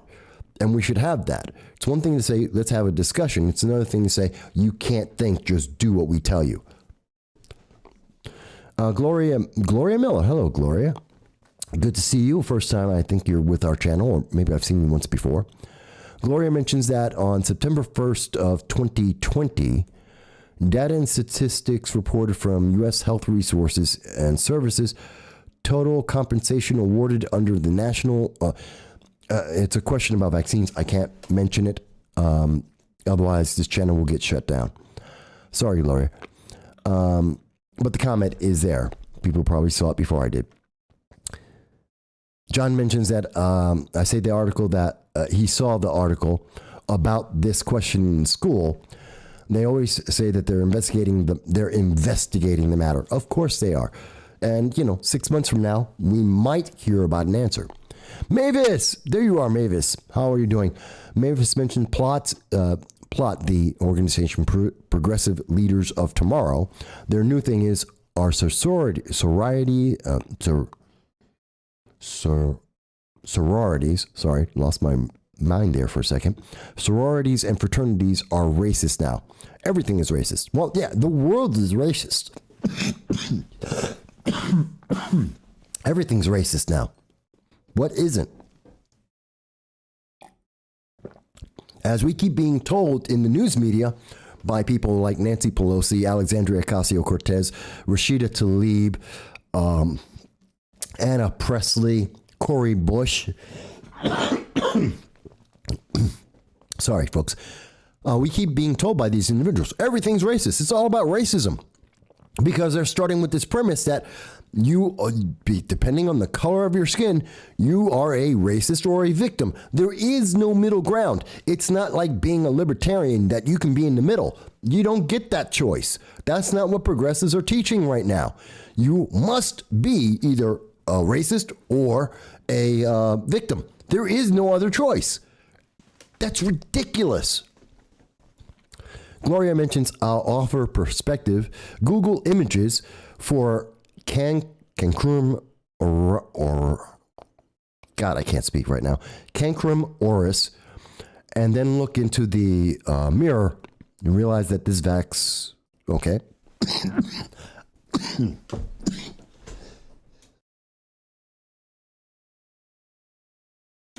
Again, folks. Nope, not COVID. Just a cold. Caught me there. Dow goes on, another example of hijacking language for social manipulation, talking about this education system, talking about CRT, critical race theory, talking about what's going on in the education of our students. John mentions that the Democrats in the 1920 had Jim Crow. Democrats in 2020 have critical race theory. Same soup, just reheated. And maybe we should be saying progressives. Maybe there's a Democrat there who's watching this and going, I'm a Democrat. That's not what I'm about. I'm a classic Democrat, maybe like Dave Rubin. Oh, no, that's not what I am. Okay, progressive. But the Democratic Party is pushing this. And we are seeing the Democrats across the country are doing this, that their governors, Democratic governors, elected officials, they are pushing this mantra, and it's a problem. Hot Chicks mentioned it's privilege, racism versus folk racism.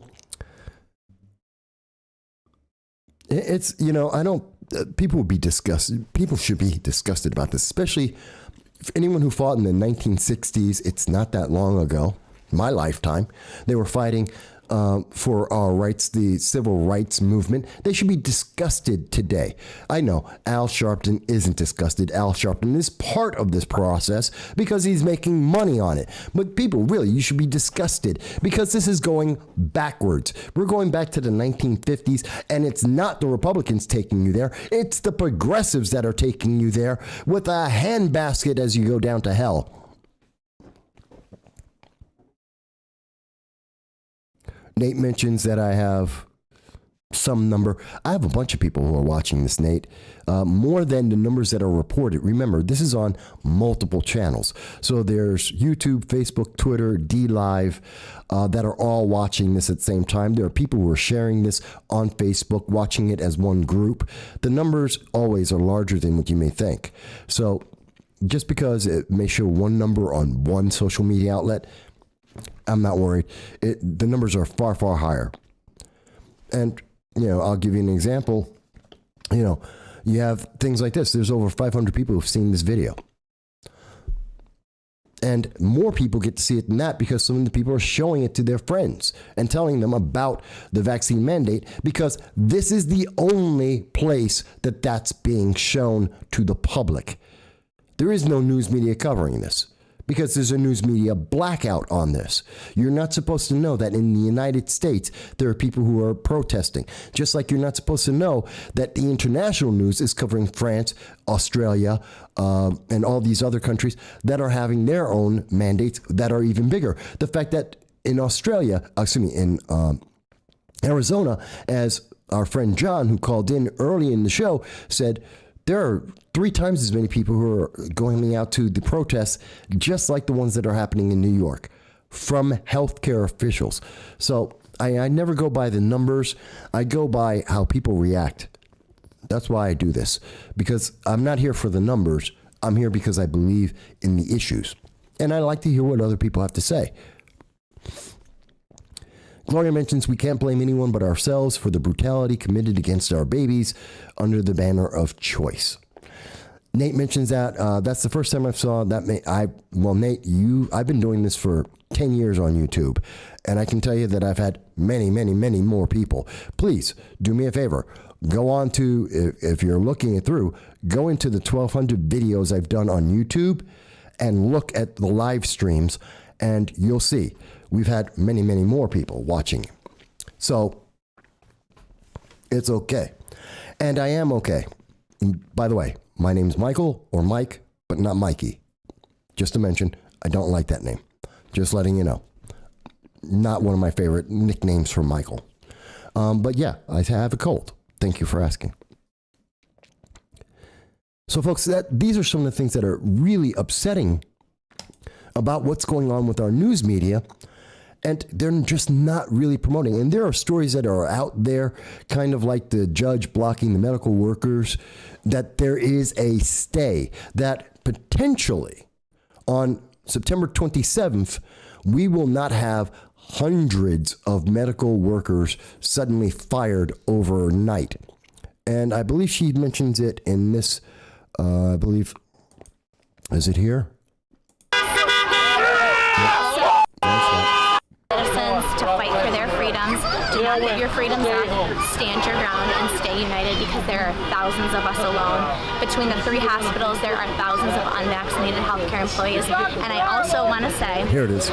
If this mandate goes through, the level of care, the quality of care in Broome County is going to decline. It is going to decline. There is not going to be enough healthcare providers to care for all of these patients, and the quality of that care is not going to be good. See, and that's something that no one's really addressed. And you're not seeing this in the news media. That anyone in the news media, they're not covering this because they don't want you to think of the next step. Just like with the critical race theory, they don't want you to think of, after you taught this kid, any of these kids, that if you're white, you're a racist, if you're black, you're a victim. They don't want you to think about that and go, and then what happens to that kid when they grow up? When they've been taught all their lives, they're just a victim and they will never succeed. What happens then? What they don't tell you about is they don't want you to think about, oh, there's a vaccine mandate protest because healthcare workers have their reasons for not doing it, including the Hippocratic Oath. And guess what? If we do this and we fire all these people because of the mandates that they are required, these medical institutions are going to fire everyone. Who's going to take care of people who are sick? I don't care what they're sick with. You have dialysis you need. You have cancer treatments you need. You have a cold. You break your arm. It doesn't really matter. They just fired all their staff. Who's going to take care of you? So this is something that's really important. And the news media just isn't talking about this. They really, really aren't. And I'm going to, and Jeremy Vicious, I'm going to come right to you in 1 second. And I want you to understand, to tell me, and I know the answer to this is, at least Joe Biden's answer to this is, oh, but it's FDA approved. It's all fine. Don't worry. FDA approved it, so you're safe. So you shouldn't protest this. Guess what? So is Chantix. Chantix had all the approvals. Pfizer got everything approved. It's there to help you stop smoking. And guess what? And it's been around for at least 20 years. Actually, more than 20 years. I think it's 25 years that's been around for. And now, as of September 18th, as the article came out from the Observer Dispatch, not covered by too many media stations, it comes out that this is an increase in the risk of having cancer. So, yeah, it's not a bad thing to have a concern about medicines that haven't been tested or have been tested for a year live while people are taking it. Yes, I have some concerns, and we should have some concerns. John mentions, I had just found you last week. Good sir, I appreciate your truth and straightforward manner. You're a blessing. Thank you. Thank you very much. And I'm glad that you came back again. We really, really appreciate that. And it really matters. And I hope that you did subscribe because it does matter. It makes a difference. It helps me to know that I'm doing the right thing and that the work is being seen. Now, there's another aspect of it. So besides the fact that when the news media is playing games and they're playing politics and they're trying to get you to do things that you don't want to do, and they're ignoring things that actually affect your life, there's another aspect of this that sometimes isn't seen. I saw this and I hadn't actually thought this. Now, I am a massive advocate for the Second Amendment. I am just a huge advocacy. And we have been speaking, and I go out and I speak at colleges about the Second Amendment on a regular basis. I've spoken at Rutgers University and many others. And so I have been talking about red flag laws. I was one of the first people talking about it. I'd like to believe that I'm in the top 100 people knowledgeable about red flag laws and their consequences, like the fact that red flag laws in New York State, well over 600 people, some of them are losing their families. Their kids are being taken away by New York State because of the red flag laws. Not well reported. No one's paid attention to it. And I first figured that out when they were trying to pass the law. And I did the interviews with many of the elected officials that voted for the law, that it is a fact. They will take your kids away because of the red flag laws. But what I had not considered recently is, as we see, and this is a partisan organization, fair enough, vaccine mandates lead to red flag laws. Have you considered that? That if you're against the vaccine mandate, that they're going to have a list of individuals, people's names, and they're going to be able to use that to say, if you don't get the mandate, you are a danger to not just yourself, but your community. And that then triggers the red flag option, which is because if you are a danger to yourself and others, the government has the right, point blank at that moment, to come in and to take your firearms. And as a consequence of that, you're such a danger that since the government had to take your Second Amendment right away, they will take away your kids. This is really devastating, and it's an aspect of it that, honestly, I had not thought of it beforehand. But I saw this article, and I said to myself, that makes perfect sense, and it's true. Because red flag laws work under the definition that you are a danger. And they don't care. Under the red flag laws, it doesn't matter why you're a danger. If you are identified as a danger to yourself and others, then they can come and take away your rights. And in doing that, they are able to take away your family, not just your property, but your family. And you will be stigmatized, as we have seen happen in Utica, where a gentleman who owned a business was, I believe, wrongfully attributed to being a danger and was stigmatized by the news media to such a degree because he got the red flag law that he killed himself rather than having to deal with that intense stigma that was destroying his business because someone said, oh, he's a danger. And red flag law. This is terrifying. This is dangerous.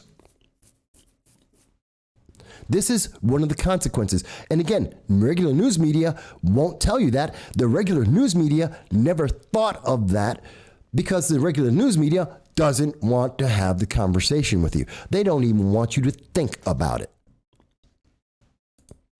And I'd be happy to have a debate with anyone in the news media about red flag laws. I know more about them than they do. I'll be happy to have that debate with them. I'd be happy to have a conversation about what I just mentioned, how the mandate can be used to take away people's Second Amendment rights, because the article is correct. This is a problem.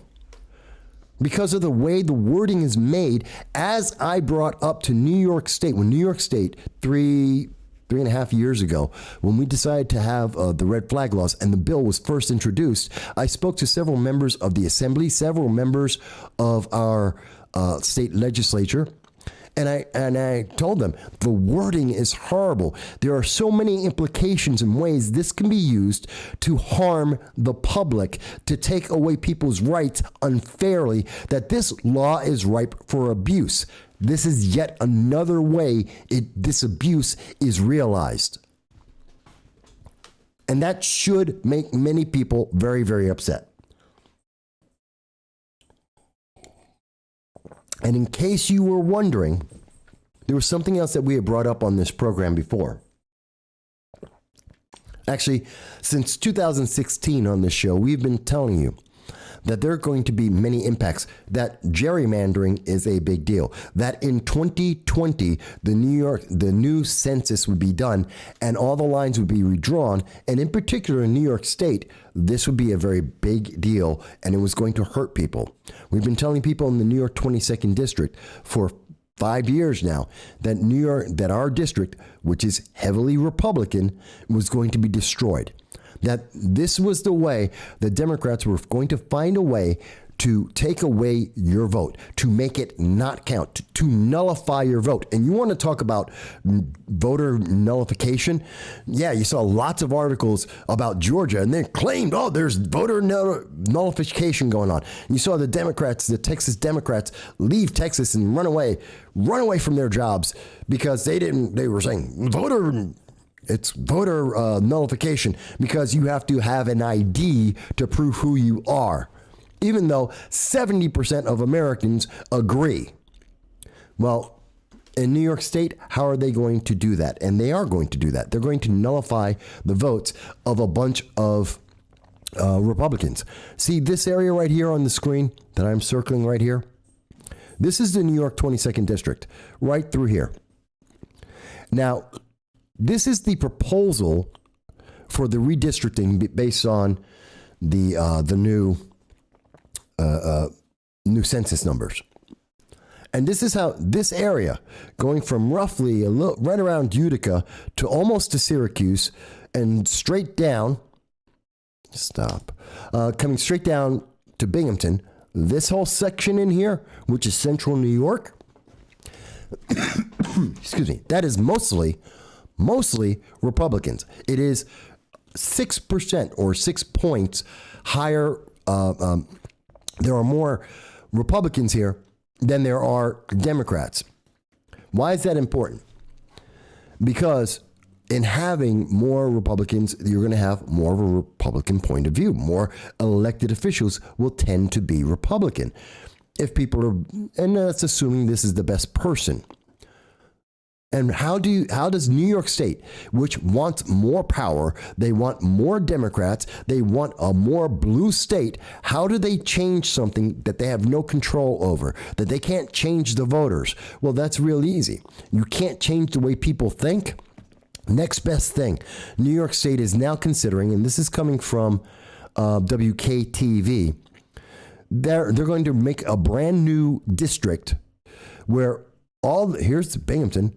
They're taking, as I've said since 2016, they're going to split the district and throw us into, this is the New York 19 with Congressman Antonio Delgado. It's a very blue, very, very liberal district, and it's going to shore him up, and it's going to silence all of the Republicans that are in this area, all of them. It's going to get rid of all the Republicans that are in here, that are now currently part of the New York 22. They're going to silence you by throwing you into a different area where you're outnumbered and your vote no longer matters. And they've been planning this for 5 years. I've been speaking on this show and in public for 5 years telling you that they were going to split the district 3 ways, and they are. And the news media doesn't want you to think about it. They do not want you to think about it. Christy mentions, have you heard about the constitutional sanctuary that happened in Chattahoochee? Oh, God, I can't say that. No, I have not, actually. Not the I know about, I've spoken with Michael, oh, God. I had his name in my head for a second there, who's in charge of the, it's the constitutional reform. It's the, God, it's when everyone comes together and you get to ratify new amendments and possibly put in new laws. Not a constitutional nation. I forget what it is. It'll come to me. I have too many things in my head. So I am familiar with that, but I'm not familiar with what happened in that county. But do send me a text. I'd be happy to hear it. Or you can call in to 607-242-1582, and I'd be happy to hear you tell me about it. I look forward to hearing about it. That's what the show's about. Sharing and talking with each other and letting each other know about what's happening and reminding. That's it, Constitutional Convention. Thank you. I just couldn't think of the word. And we let each other know what's going on. And I want you to know, folks, politicians do watch this program. They do watch the videos I do. They do listen to the interviews that we have when we're out in events. Hold on. Hello, and can you hear me? Hello, is this Michael? Yes, it is. And thank you for calling No Soundbites Allowed. Whom am I speaking to? Scott. Scott from Binghamton. Hi, Scott. We met you, and it's really great to see you've got a program and so forth. My wife, Christiana, and I are watching you. Oh, great. And we were the ones that actually sent the item in about the Cattaraugus County. Cattaraugus, thank you. Yeah, I don't know if you remember back in 2013 when they basically illegally pushed through the New York SAFE Act. There was quite a bit of backlash. Yes, I do.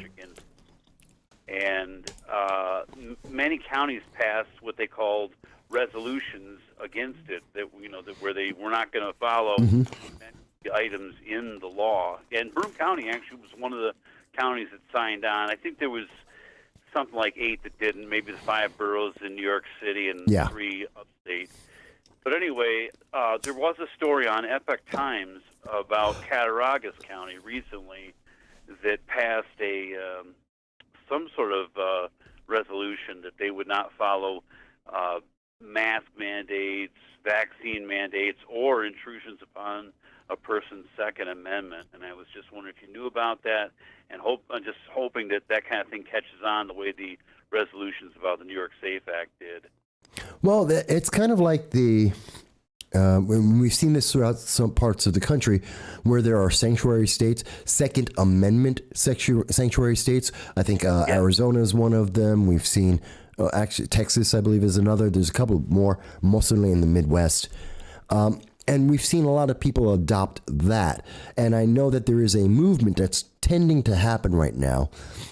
We're starting to hear counties on a county level where they're saying, oh, no, we're a sanctuary for either the Constitution, a sanctuary for certain specific rights like the Second Amendment.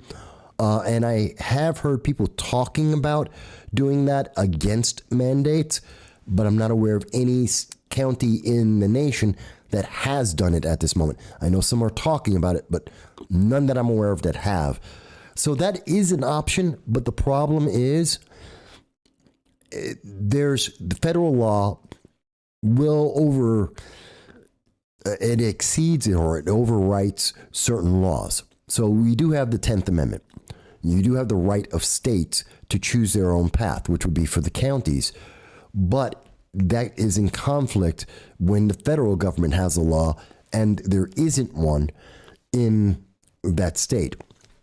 Right. And at the same time, your state level overrides the county level. So even if our county, say Cattaraugus or Broome County or Oneida or Cortland, these are all counties in New York State, in central New York, say they all decided, oh, we're going to go and become constitutional havens, mandates do not apply. State law would still apply. And the state could, at that point, come in and force you to comply with the state level law. Now that's the reason, I think, why they do not want people to talk about this, because there is no way that they can enforce this. It's kind of like the New York Safe Act. I think it was something like 50 of the police captains and sergeants, captains, excuse me, across New York State said, we're not going to enforce the New York Safe Act. They absolutely rejected, said, we're never going to enforce this. And so it's basically a law without any impact. It doesn't exist unless you're being punished for it, but it doesn't really exist. That would happen kind of with the mandates, but considering how much money and power is connected to it, imagine if they did. Does that sound scary? Are you still with me? Yes, I'm sorry. Yes, I'm also reading the feed on the screen. I can hear you fairly well, but not as well as I can read. I know it's not the best connection that we have, but I'm with you, and so it's interesting, and I'm afraid of that. Yeah. Let me ask you. Go ahead. I don't know. I just want to see communities start resisting this stuff. Well, I think the first step in that is, it's kind of like what you mentioned about Cattaraugus. Yeah. If we don't know, then we can't resist. I think one of the biggest things that we're seeing, especially here in Broome County, the first protest had 600 people. The second protest had 400 people. Now, that's incredible. And in the history of this county, Broome County, these are like the two of the top three events where people have come together in terms of a protest or to make a political statement. That's enormous. And most people, I'd say something like 70% of the population, don't know it happened. They don't know it existed. They didn't know it happened. They haven't seen it because there's nothing in the news. And even though I'm covering it, there's 40,000 people in the city of Binghamton alone, approximately 200,000 people in the county of Broome. And, I've 500 people have seen it so far. I hope there'll be 5,000. But even if there were 50,000 people, compare that to 200,000 just in Broome. Within the New York 22nd Congressional District, there's 720,000 people. Even at 50,000, how many people don't know? And don't know that they should have a choice? Because all they're hearing is the news media saying, you have no choice, you have no choice, you're going to do this. You hear Biden saying, you have no choice, you're going to do this. I mean, that sounds like they're playing with a unfair deck. It's a rigged deck. Does that sound like that to you, or am I wrong? Absolutely. I mean, I think media, media persons like yourself, but like yourself, I mean, this is what we need, because we can only hope for an alternative media that speaks out. Like you're doing. I'm trying. I'm definitely trying. And it's greatly appreciated, just to let you know. It is. Michael, we're really happy to see this on here, and we are going to continue to follow you. Well, thank you for that. Yeah, I definitely appreciate that from both of you. And I think it's important, one of the things that I always hope for, and you may not have noticed it earlier, we had a gentleman from Sweden who was watching the show. I know there are several people in the United Kingdom that watch the show on a somewhat regular basis. And For them, by the way, they're about 7 hours, 8 hours ahead of us. So it's the middle of the night for them. We have people down in, I know, Peru, in India. We're seen in about 50 different countries around the world. That's good. That's fantastic, and I think that we need more people locally as well, because I didn't know some of the stuff. Like, I didn't know about the Lord's thing until you had said it on your show, and and I didn't know that the Cortez is coming up as well as Sunni is coming up. These things, if more people were aware of them, I think we would have a better turnout. I absolutely think so. And I think they don't want to talk about it because they know there would be a bigger turnout. They don't want us to, it's like what I was talking about with Kate Newcomb. They don't want people to know about candidates. They want to ignore it. They want you to follow a certain path. They want you to do without thinking.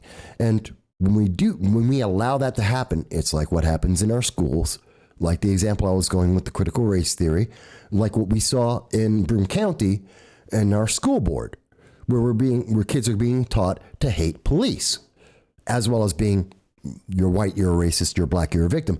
That's being taught to our kids.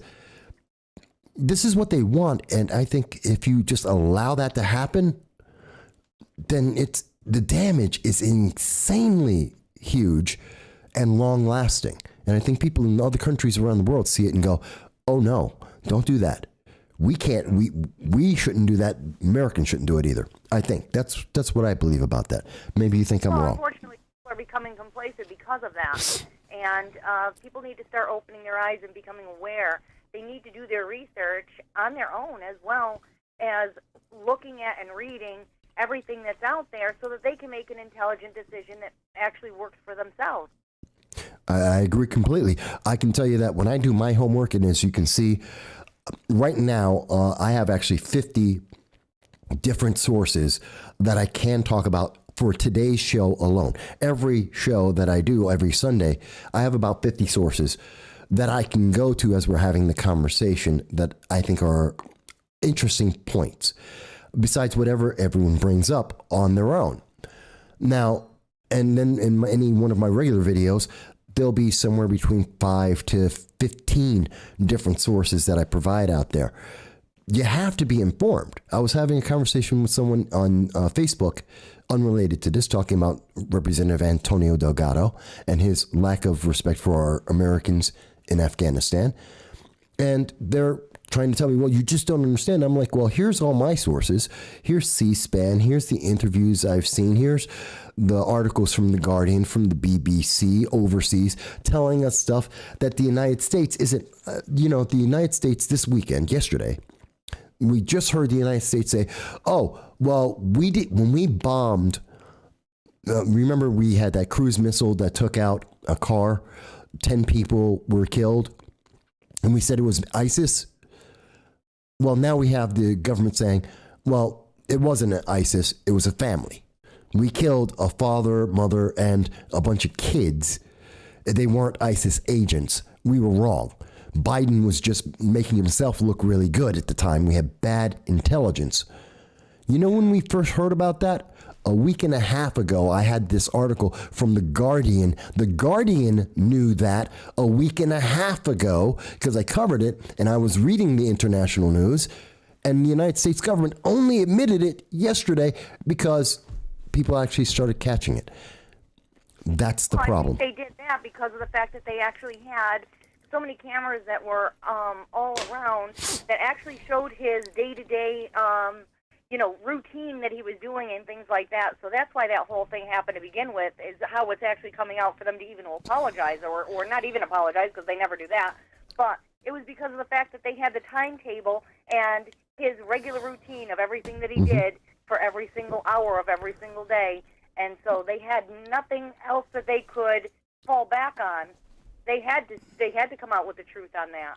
Yeah, and it's the fact that people were paying attention to the story. And as much as the media doesn't want Americans to pay attention to how many Americans are still in Afghanistan, a question that will not be answered by the Biden administration.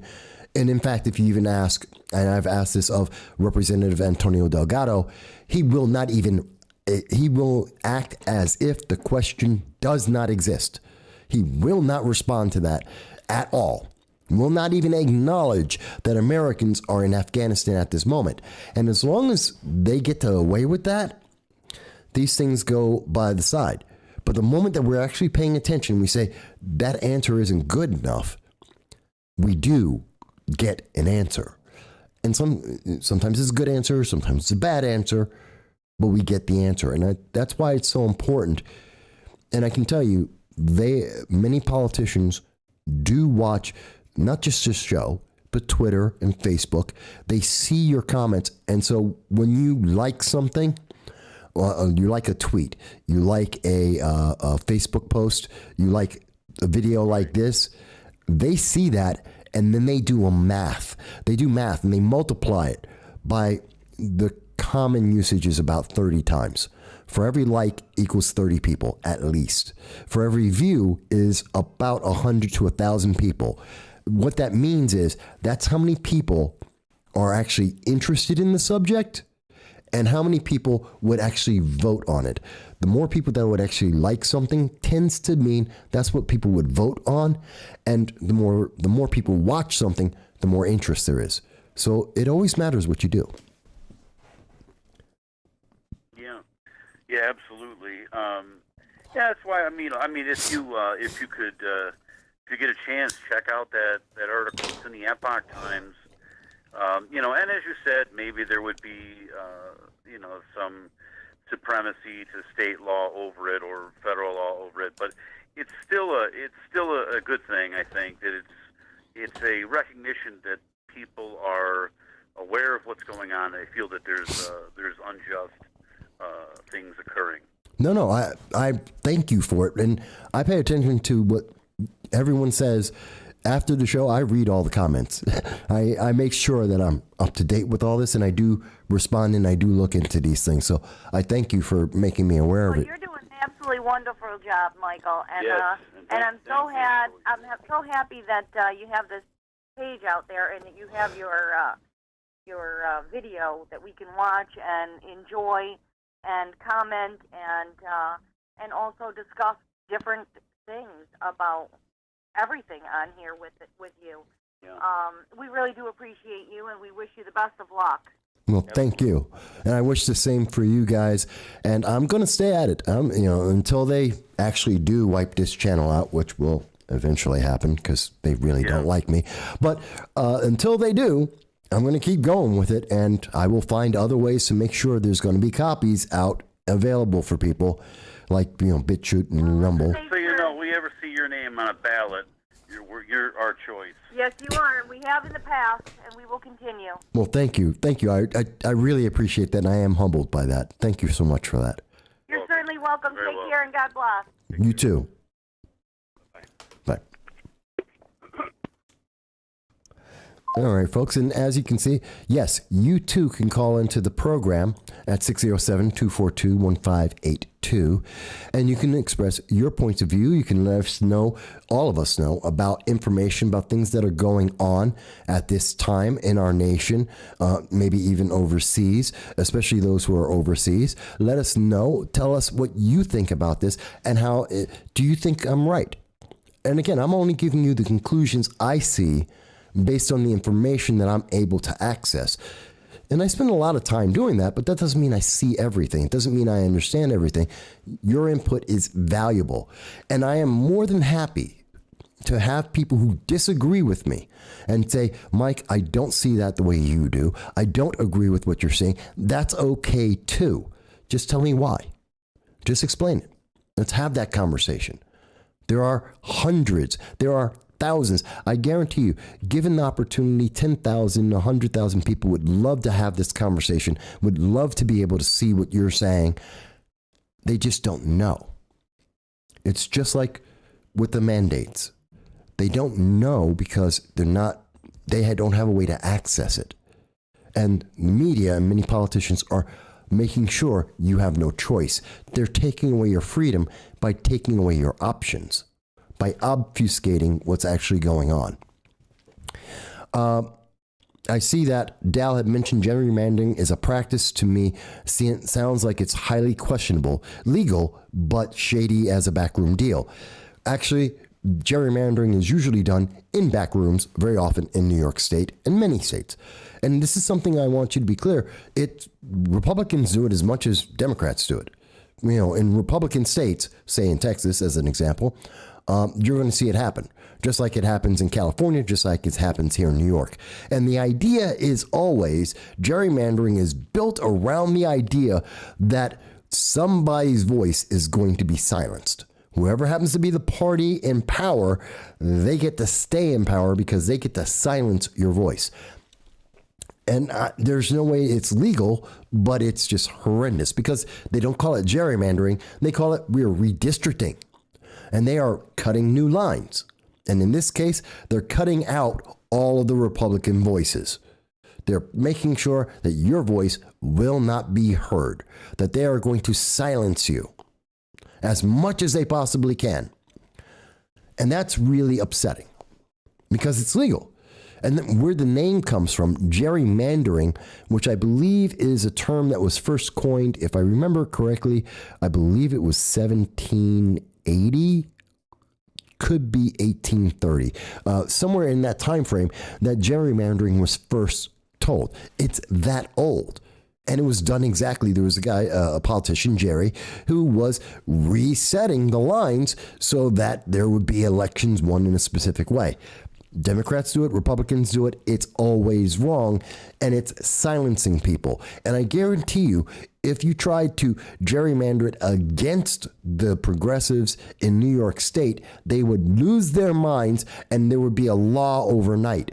But because it's going to be handled by the Assembly and the New York State Senate, which are both controlled by Democrats, and we have a Democrat governor, Ms. Hochul, who has now been appointed, who is running down the path trying to become as progressive as possible, that we have a problem. And when I say she's running down the path to become as progressive as possible, I mean exactly that. Here is an article from WBNG, local news. This is a story that's been around the state, came out on September 17th. Governor Kathy Hochul is looking to eliminate jail time for many parole violations. She wants to release criminals from jail. Wow. Can you imagine how safe New York is going to be when she releases criminals who've committed crimes and wants to release them? Kind of like, you know who did something like that? Andrew Cuomo. Andrew Cuomo as governor. It was 2020. And it was the bail reform 2019, effective 2020. And we opened up the jails. We released people because of COVID. We released people because of jail reform. When we had the riots in 2020 and we saw all of these people running around in their protests that were like in Rochester, destroying restaurants, attacking individuals while they were eating dinner. Yeah, those protests that were mostly peaceful, as buildings burned in the background of national televised events, those mostly peaceful protests where we saw that 3,500, actually it was 6,000 people were initially arrested in New York City from June until December of 2020. They were released. There was 1,500 of them that were released by the DA with no charges and immediately turned around, let them out. Then we saw that people were let out. 3,000 more people had their charges dropped, completely dropped the charges. Of the roughly 500, 600 people who remained, the Manhattan DA made a deal so that 352 of them were able to walk away with, I think they got, probation, and 150 people were actually tried, and I think there was, if I remember correctly, only 20 people were actually finally charged.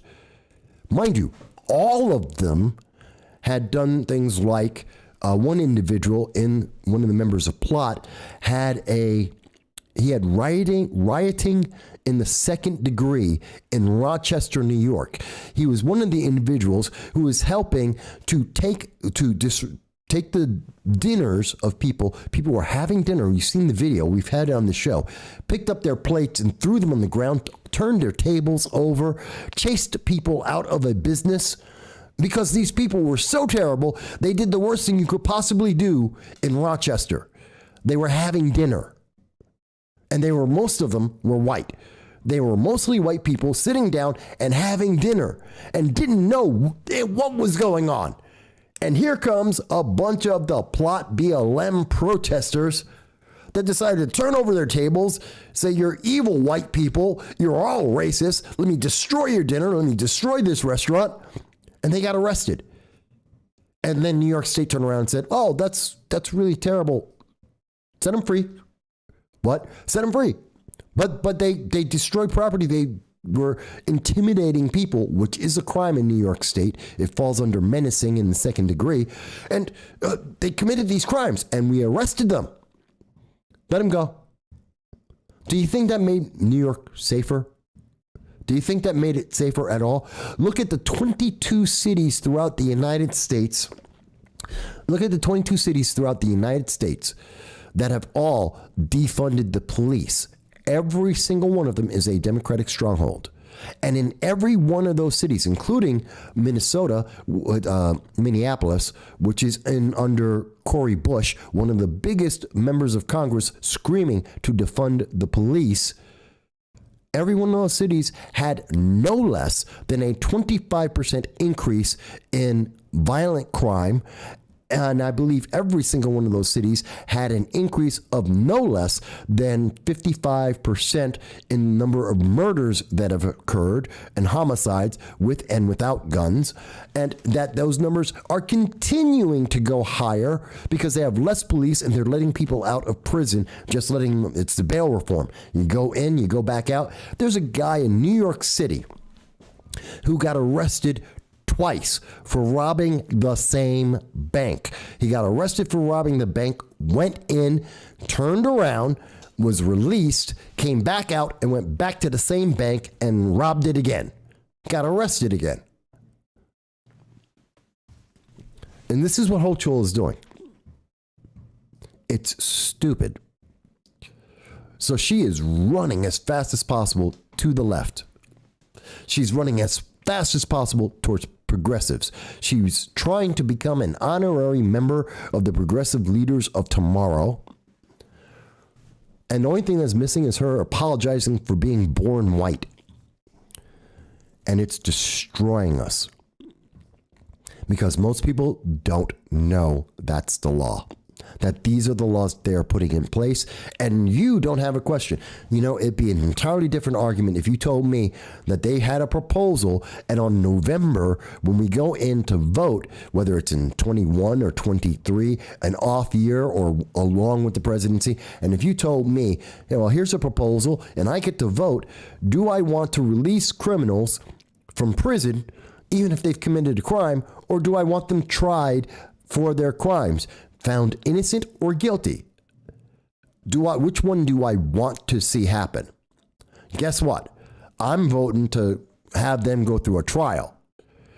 But if New York State voted and said, no, Mike, we're going to release these people because of racism, fantastic. That's the law in New York State. And by the way, I'm moving out of New York State. But we don't get that choice. Instead, we get the emperor to come down, and in this case, the empress to come down and say, well, no, we just changed the law. Nope. Criminals, what crime? Crime doesn't exist. The best way to stop crime is to ignore that crime is going on. It works really great for Joe Biden. Look at all those Americans that are in Afghanistan. What Americans in Afghanistan? There's Americans in Afghanistan? Ask Representative Delgado. What Americans in Afghanistan? He doesn't know anything about that. He would talk about it if it actually happened. No, he's not. Am I being somewhat facetious? Probably being rude about it, but yeah. I'm making that point and I stand by it. Because the media is not doing its job and they are not doing their job. And I think we hear that over and over again. And Dal, I am banging my head against the wall as much as everyone else. And yes, Christy, I do think she is dangerous because she's desperate to stay in power. She now became governor, and suddenly she's popped up out of the shadows, had no power. No one even knew she existed. And I guarantee you, 90% of New York State didn't know that she was elected, that she was the lieutenant governor. They never heard her voice. They never heard her name. They didn't read the ballots every year when they voted for Andrew Cuomo. No one knew who she was. But now she's got a piece of the pie. She's got a piece of the action. And she's like, nope, I want to keep this job. And the way she thinks to get it is to make all of the people in plot and all the people in BLM to be happy, to get those far left activists on her side so that they'll vote her back in. And you know what's the really scary part about that? She's probably right. She's probably right. In New York State, yeah, she's probably right. It probably will work. I'm sure Letitia James, the Attorney General of New York, would be a little upset about that, but yeah, she's probably right.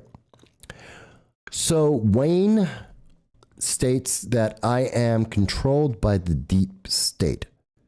Wayne mentions that I am a shill. So Wayne, can you please tell me, how do you get that? Please explain to me in the 1,200 videos that I have done. Please tell me, where have I lied? See, I love this, folks. Obviously someone's noticed this video. Someone has noticed our conversation, our live stream, and they've seen some of the things we've talked about, and the fact that I am showing news sources, most of them from the left, and I am providing you evidence of what I am speaking about and the facts that I'm putting out there. And it's fine if you want to dispute me. If you want to say, Mike, I come to a different conclusion based on that same information. That's perfectly fine. I do not dispute that whatsoever. But I have this individual, these are fake accounts. Wayne GFX, YOGLER. Yeah, it looks like the same person using a couple of different accounts. Willahoo, WILLAHOO. Yeah, these look like fake names, fake accounts. I'm not saying you are. I'm saying the names sure sound like it. And here they are screaming, because that's all they can do is scream. Oh, you have to be a liar. You must be wrong. You're a shill. Great. I have 1,200 videos. I have over 5,000 hours. Well, no, not quite that much. Probably about 2,000 hours of video that I have done. I have over 23 articles that I have written, not videos, articles that I wrote with 2 million words. I've been doing this for 15 years. What lie did I make? Please. Point out what it is, because I'm showing you what. Are you trying to tell us that WBNG didn't write this article? Are you trying to tell the people who are watching this right now that Governor Kathy Hochul didn't just say she wants to release prisoners? Are you saying that Andrew Cuomo didn't put forth the bail reform? Are you saying that New York State didn't have an increase in crime? That as when New York City got rid of 600 officers, that crime didn't go up in New York City? Are you trying to say this? This is internationally recognized news, and you're telling me that these things don't exist, or you're telling me you don't agree? So it may be that these are individuals from Progressive Leaders of Tomorrow, and they don't like the fact that I pointed out that some of their members got arrested and then were released, even though they committed acts of rioting. Hang on. Oh, this is interesting. This is a different number. Hello, and thank you for calling No Soundbites Allowed. This is Michael, and whom am I speaking to? Soundbite. You're being controlled by the government. Okay. First of all, you start off with respect. If you want to call into this program, you can. But if you're going to say the first thing is you're going to be rude and insulting, I control my phone. You don't get to start screaming. If you say you disagree with me, then disagree. You want to call back and try that again? And this time, be respectful. I don't mind, folks. If you want to disagree with me, call in and disagree. If you want to say that you think I have said something that isn't correct, you can call in. Hello, and let's try this again. So, this is No Soundbites Allowed. I'm Michael. Hi. And how may I help you? Soundbites, right? This is No Soundbites Allowed. Could you explain why you are shilling for the American Well, government first, and reading sir. false articles? First, sir. You are a shill. I will you say, are a shill, Soundbites. sir, I will let you speak. You are a shill. I will You are let you controlled by the speak. deep One state. moment. The deep state controls you. Go ahead. The deep state controls you, Go ahead. Soundbites. Go ahead. You are being controlled. You Go are a ahead. robot. You are a sheep. You are being controlled right now, clearly. We all know that. We can all see that. Everyone knows. Keep going. Soundbite. Come on. Keep going. So now let me again. Oh, you ran away this time. That was good. So he got to say the same word. He said, chill, chill, chill. I'm running away now. I'm so afraid. I'm so afraid. I didn't just hang up on him. I wanted to make the point. I was trying to let him, if he wanted to make this point with these fake accounts, and wants to say, and I'm sure all those accounts are going to hit me with the negative, and I'm going to get, oh my God, look at all the negative hits on here. I don't care.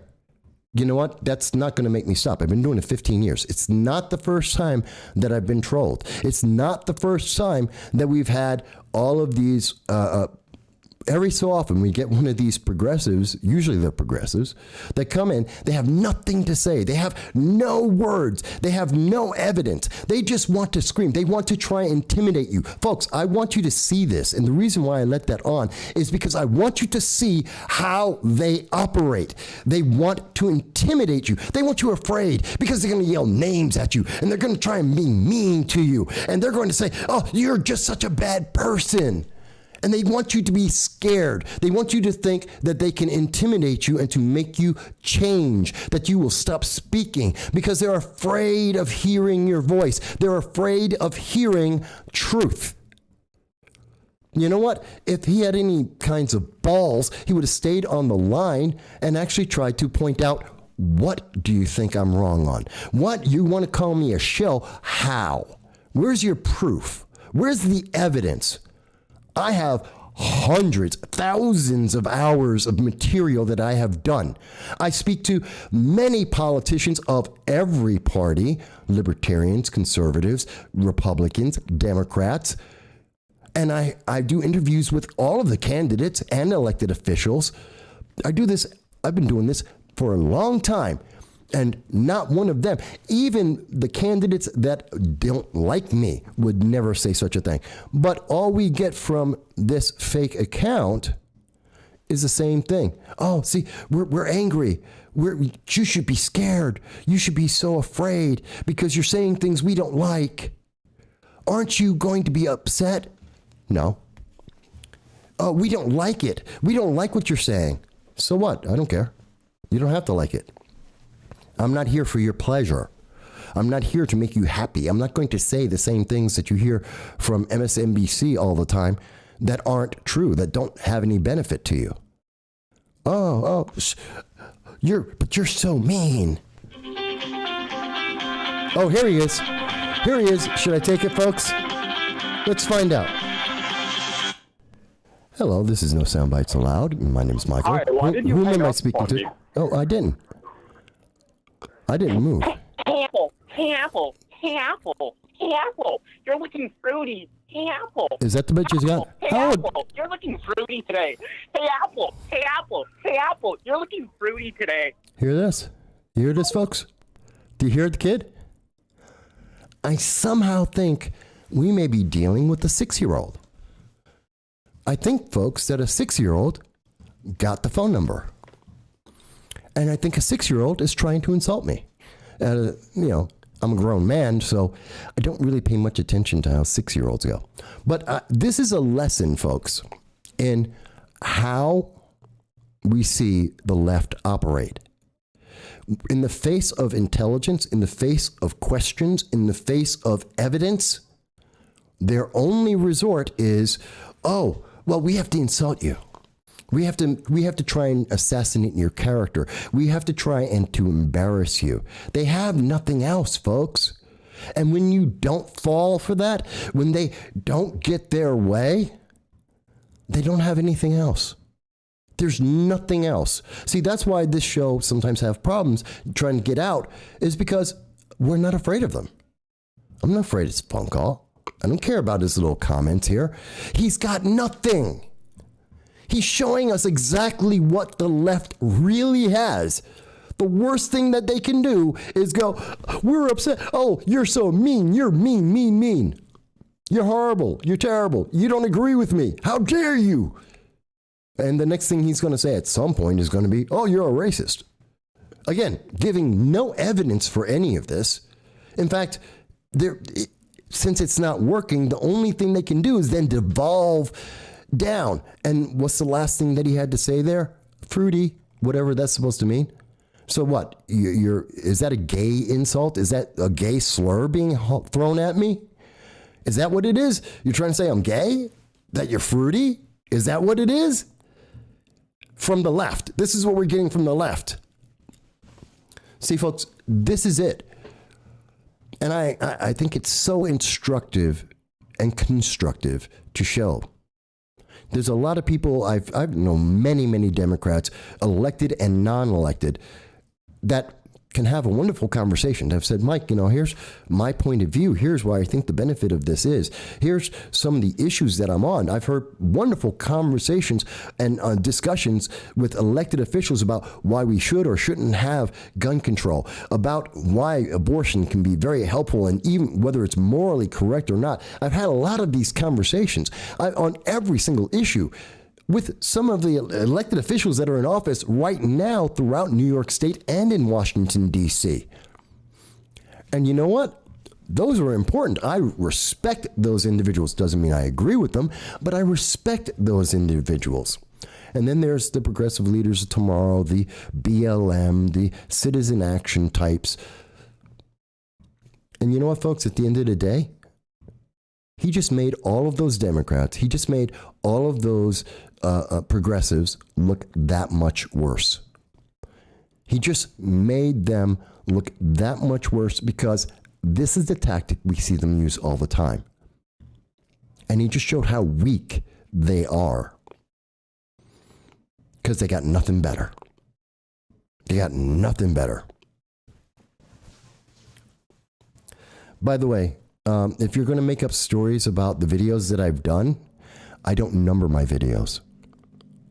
So if you're going to make up lies about my stuff, oh, what? It's real simple, kid. If you really want to just throw up little things there, I just want you to know, I can always just do that.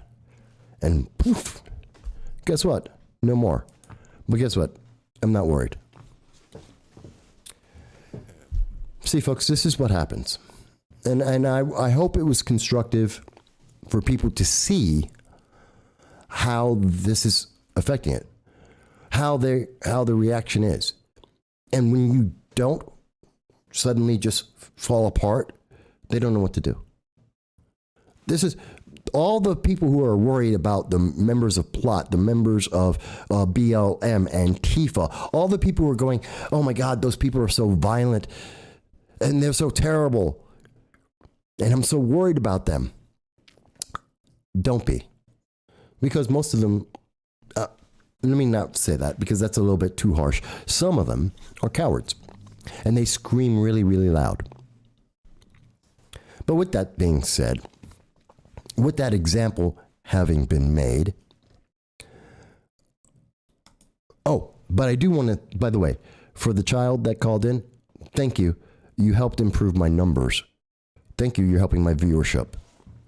So, I bet they didn't even realize that part. They're actually helping me with the algorithm. Thank you. We were talking, I want to also point out, so there's the international news. And the international news is just like with North Korea, where we're not hearing what's going on. Because individuals in the news media, individuals who are politicians, just like they're trying to not talk about Americans that are in Afghanistan, just like they're trying to keep us on a simple track where you don't think, they don't want you to realize the consequences of what they're doing.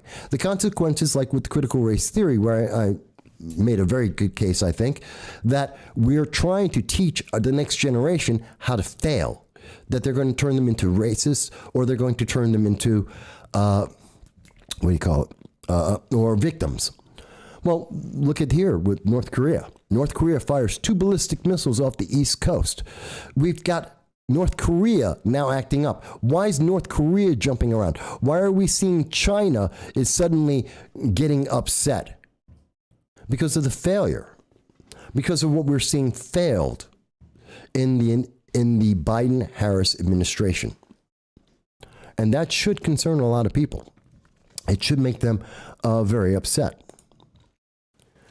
So I'm just, folks, I'm really upset about the fact that our government is doing this to so many people, that we are watching this happen, and that when we see these attacks come by, when we see people who are doing these kinds of things, that we're watching the news media avoid telling the public about things that are affecting the public, like the protests, when they have people who are out there at these protests, these medical professionals, like this woman who's a nurse. And I self-identified herself in the video and said she's a nurse. And she wants to protect your health care, your she's following the Hippocratic Oath to protect your health care choices. And when we have individuals who are telling us about how individuals with cancer are being subjected to having a vaccine without any exception because no one thought it through, that's really terrifying. So these are some of the problems that we have. And it's a pretty bad situation. And we're seeing that these short-term thoughts are having long-term ramifications. The children are back. We're seeing that they have the long-term ramifications that are affecting Japan and Taiwan. Because there's no trust anymore. Because when you've done this, when you've manipulated the media, when you have abused your own people, well, countries don't respect you. China doesn't respect Joe Biden. North Korea doesn't respect Joe Biden. And therefore, Taiwan is in danger. Japan is in danger. As you can see, this is coming from CNN. And it's because the media doesn't expect you to ask a question. They don't expect you to actually say, hey, something's going on. What are we going to do? And then they send out some of their, and if they really can't stop you, if you're being careful with your words, if you're following the rules as they change from social media, then the only other thing they can do is they try and annoy you, try and intimidate you, try to do anything to stop you. It's kind of terrifying. I don't know, folks. When I watch this and I think about it, it's amazing to me. Tina asked me, and I know it's not on the screen right now, but Tina says, what do you think about France removing their ambassador? And I do know that story. Thank you for bringing it up. And what you're talking about, Tina, is, oops, wrong one. There it is, Australia. And I had it queued up here for a second. After Paris recalled its ambassadors to the United States and Australia. I think this has been a huge mistake. Meet Google Fi, a phone I hate plan commercials. at Google. Sorry. With Fi, only Sorry. pay for the data you use. The diplomatic row erupted on Thursday. That was when Australia said it would scrap a $40 billion deal signed in 2016 for France's naval group to build a fleet of conventional submarines. So let me explain what I think about that. Because that's the scenario. So the United States and the United Kingdom made an agreement with Australia to help them with their submarine research, to help them build nuclear submarines so they could better protect themselves from China, because China, over the last 8 months, has become more aggressive with Joe Biden in office, probably because General Miley gave them all the high signs and had wonderful conversations telling them that the United States is completely ineffective. And once they heard from the general of the Joint Chiefs in the Pentagon and understood that America was not only would America's military not do anything, but America's nukes were off the table, they were empowered to then go and get aggressive against Australia and Taiwan and Japan, areas that they want to take control of. And they've been trying to do that economically. It hasn't been working that well. And so now they get the opportunity that, oh my God, the United States is off the table. They don't count. They're not going to protect anyone. And we have generals in the United States military that voluntarily are helping out China, giving them all the information they need so that they don't have to worry about having a fight with America, because General Miley is there. He's got China's back. And so they said, okay, we're going over to Australia. We're going to put pressure. They decided, they're going to put pressure on China. And the news media isn't going to report it properly. The news media is so busy trying to scream Orange Man bad, they're not paying attention. They're so busy blaming everything on Trump, they're not noticing General Miley is screwing the American people, that he's a traitor. And so China is moving forward. Then once everyone started to get their heads straightened out, because that's back in January, and now we see Australia finally says, this is too much. We can't handle the pressure from China. Their threat is too big because we don't have enough of a navy, so we need submarines. They were going to buy them from France for $40 billion, which is a big deal because they can't build them. They don't have the technology. So they had to spend $40 billion they didn't have, until the United States, and more importantly, the United Kingdom came in and said, hey, we'll give you the technology. So Australia gets to save money. So France is pissed off because they just lost $40 billion. And France needs the money. Like the United States needs the money. Everybody needs money. They've been spending too much. But with COVID, it destroyed the economy of most countries.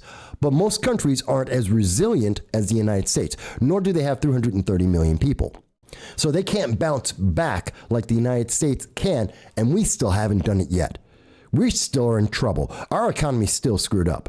We still have inflation that's growing at a rapid rate. We still have the problems with the deflation of our money, the devaluing of our money, because we're printing money so fast. So as much of it as it is a problem for the United States with 5.2% unemployment, and I believe it's about 5 or 6% inflation, France is worse off. Way worse off. The EU is way worse off. So that's why France, to answer your question, Tina, that's why France is having a problem. But that's not the only thing. The other thing that's a big problem here, I think, is the fact that China is pissed off. France is pissed off because of money. And they're throwing a tantrum because the EU is broke.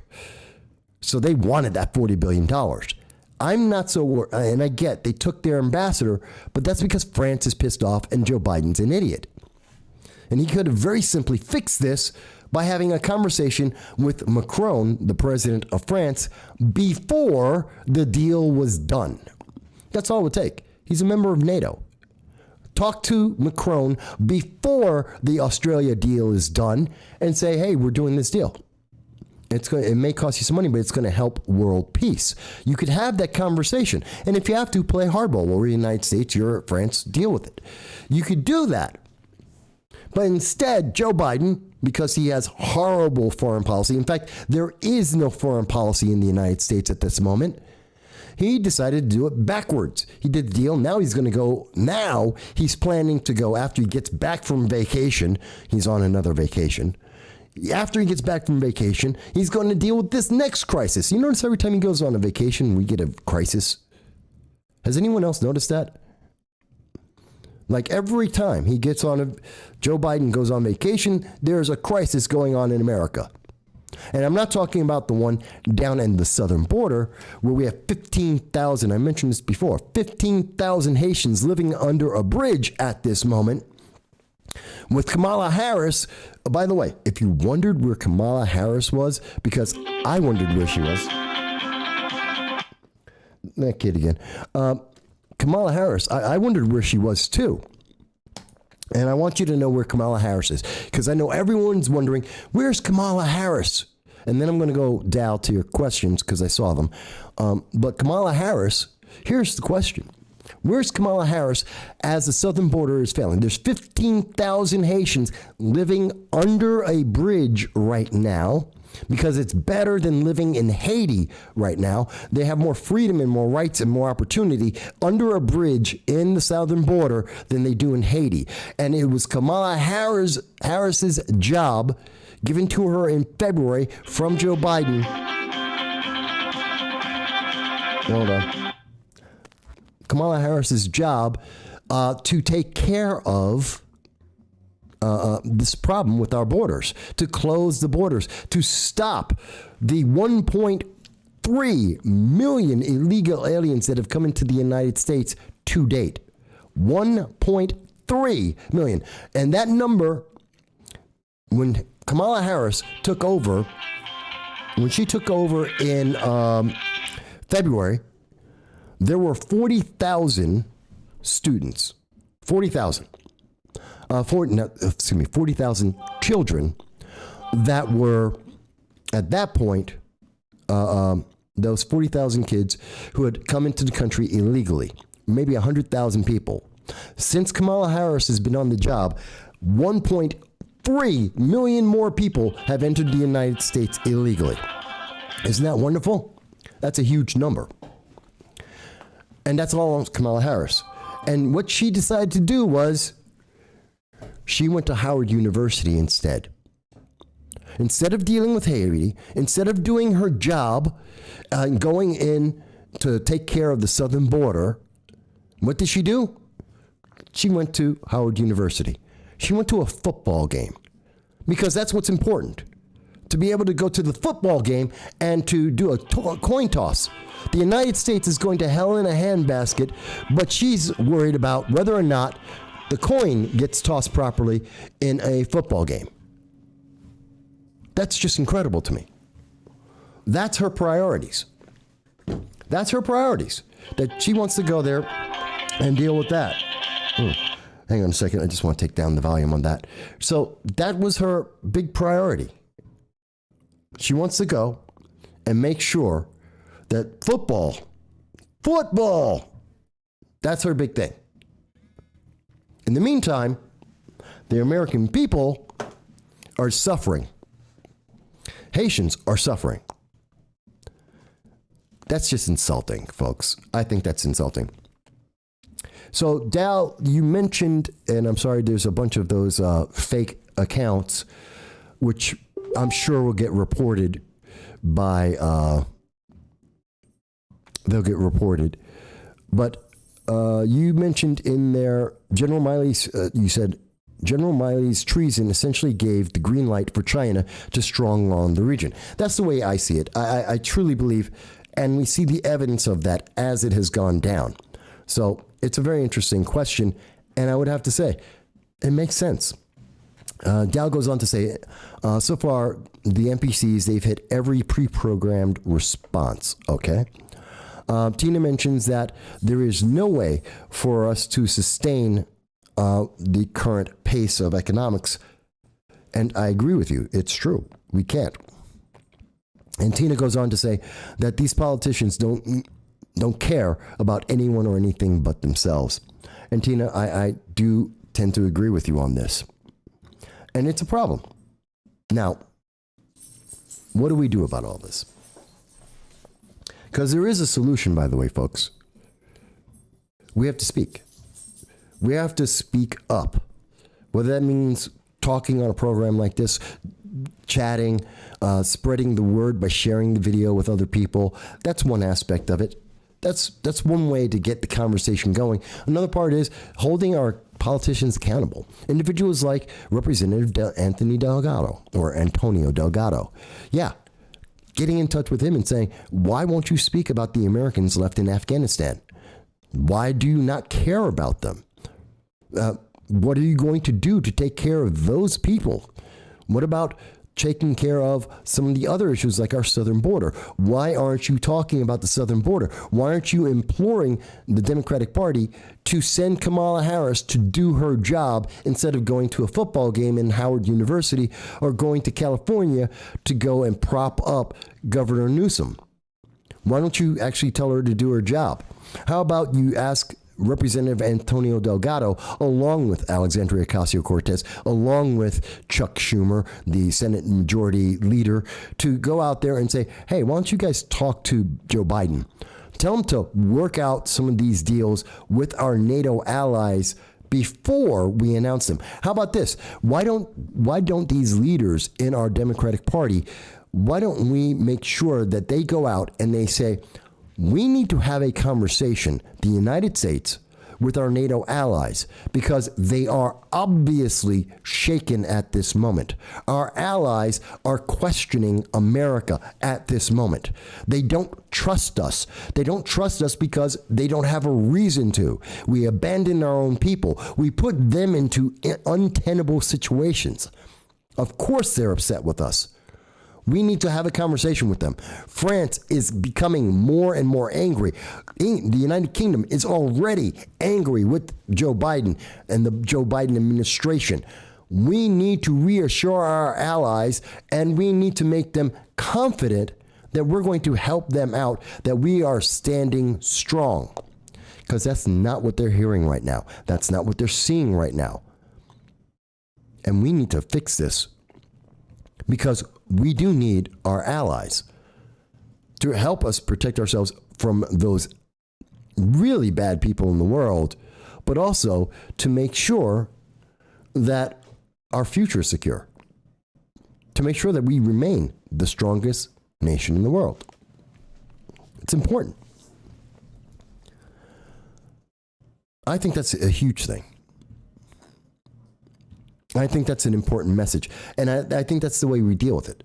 We keep sending them the messages, and not like, the fake accounts that we saw here today, not like the far left, not to be insulting, silly, and stupid, not to be mindless.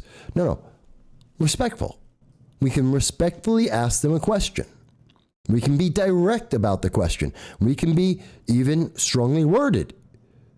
But ask the question with respect. I'm not picking on Representative Delgado because he's black. I'm not picking on him because he's a Democrat. Well, partially because he's a Democrat, but also more than anything else, it's because he won't give an answer. When Assemblywoman Donna Lopardo, also a Democrat, when I asked her a question about the Afghan refugees, I did a video and I showed you afterwards and said, this is exactly what she said. And she deserves praise for answering the question. Tough question, not easy questions. How many refugees are coming to New York State? Where are those refugees going? How much money is it going to cost? Is that coming out of new taxes? These are important questions. Are they, do they have vaccinations for COVID? Do they have, are they inoculated? Do we know if they have IDs, and have they been vetted and verified, a process that normally takes 18 to 36 months? Who are the people that New York is going to get? I asked Representative Donald Lepardo, the tough question. I asked that of Claudia Tenney as well, those same exact questions. I got an answer from Claudia Tenney's office. I got an answer directly from Assemblywoman Donald Lepardo. I respect them for that, even though they weren't able to give me every answer I wanted, but they responded. Now, the rest of the politicians, like Representative Delgado, like County Executive Jason Garnar, like Governor Kathy Hochul, who did eventually say she had no answer after 15 days. You know, the others said nothing. That's kind of sad. So that's why we do this. We talk. We have the conversation. Doesn't mean that I'm going to agree with everything, but I can respect that. If Representative Delgado came onto this program tomorrow, I would give him as much time as he wants. And if he wanted to answer the questions that I have asked about the Americans in Afghanistan, I'll give him as much time as he wants. But I'm going to ask him the hard questions. And he can take as long as he wants to answer them. But he won't do it. And you know what? I can't respect that. I'm not asking him to give me an answer I think is better. I'm not asking him to lie to me. I'm asking him for an answer. And if he can't answer that, he doesn't deserve to be a member of Congress. And I would say that for any member of Congress, whether they're a Republican or a Democrat, if they can't answer the tough questions, if they're running away from the tough questions, then why do we have them? Because they're useless and ineffective. There's no reason to have them. If they won't respond, if they fail to remember that they are our servants, they are elected by us to serve the public. That is their obligation. That is the oath that they swear when they take office. And if they can't do that, replace them. If they won't respond at all to the issues that we're speaking about. I mean, even if Delgado, okay, Representative Delgado, you don't want to speak to me. You think I'm a Republican, a conservative, and you're afraid of what I might ask you. Fantastic. Talk to New York Times. Talk to, I don't know, any newspaper of credit. Any. Go on MSNBC. Go on CNN. Go to wherever you feel safe. I don't care. Talk to the Huffington Post and answer the question. See, it's not about me. I don't care where he answers the question. Answer the question. And if they can't, then why do we have them in office? Because all it's doing is, yeah, it's giving Democrats power. Fantastic. And it's making Antonio Delgado, they're making him richer and he's powerful. Fantastic. And that has nothing to do with making Americans in Afghanistan safe and getting them home. It doesn't help anyone in the United States. It's not helping our taxes. It's not helping inflation. It's not helping to stop our money being devalued. It's not making the United States safe as China is losing its mind. And if you think Russia isn't paying attention to this, come on. Yeah, they are. North Korea is shooting off missiles, ballistic missiles, violating all kinds of treaties, doing it, and they don't care. It's terrifying, folks. So we need to do something. But we've been on for about 3 hours today, and I think it was a very good show. We get to have a lot of great conversations with people, and I do appreciate each and every one of you who called in, who had something to say. We had a wonderful bit of comedy that came in from the far left that were showing us exactly the childish tactics they use to try and intimidate individuals, and you can see for yourself how they fail. And thank you also to those far left individuals for bringing my numbers up and helping to increase our counts. It's always a positive thing. Too bad it won't last because you'll probably get removed from YouTube for the violations you've committed, but that's besides the point. That being said, though, folks, I've always enjoyed it. I love being able to speak to you, and every Sunday at 2:30 p.m. Eastern Standard Time, from anywhere in the world, you are invited to join us in this live stream. We've had people from Sweden, from the United Kingdom, from all over the world, and we hope to have more. Yes, Mike, it has been a very interesting show today. It definitely has been. And I think it's been overall, very productive. And I look forward to doing it again. And I will see you next Sunday at 2:30 p.m. Eastern Standard Time. I'm off to join my buddies over at the Belmar, and I'll be there in about an hour. All right, guys. And everyone else, be well and be safe.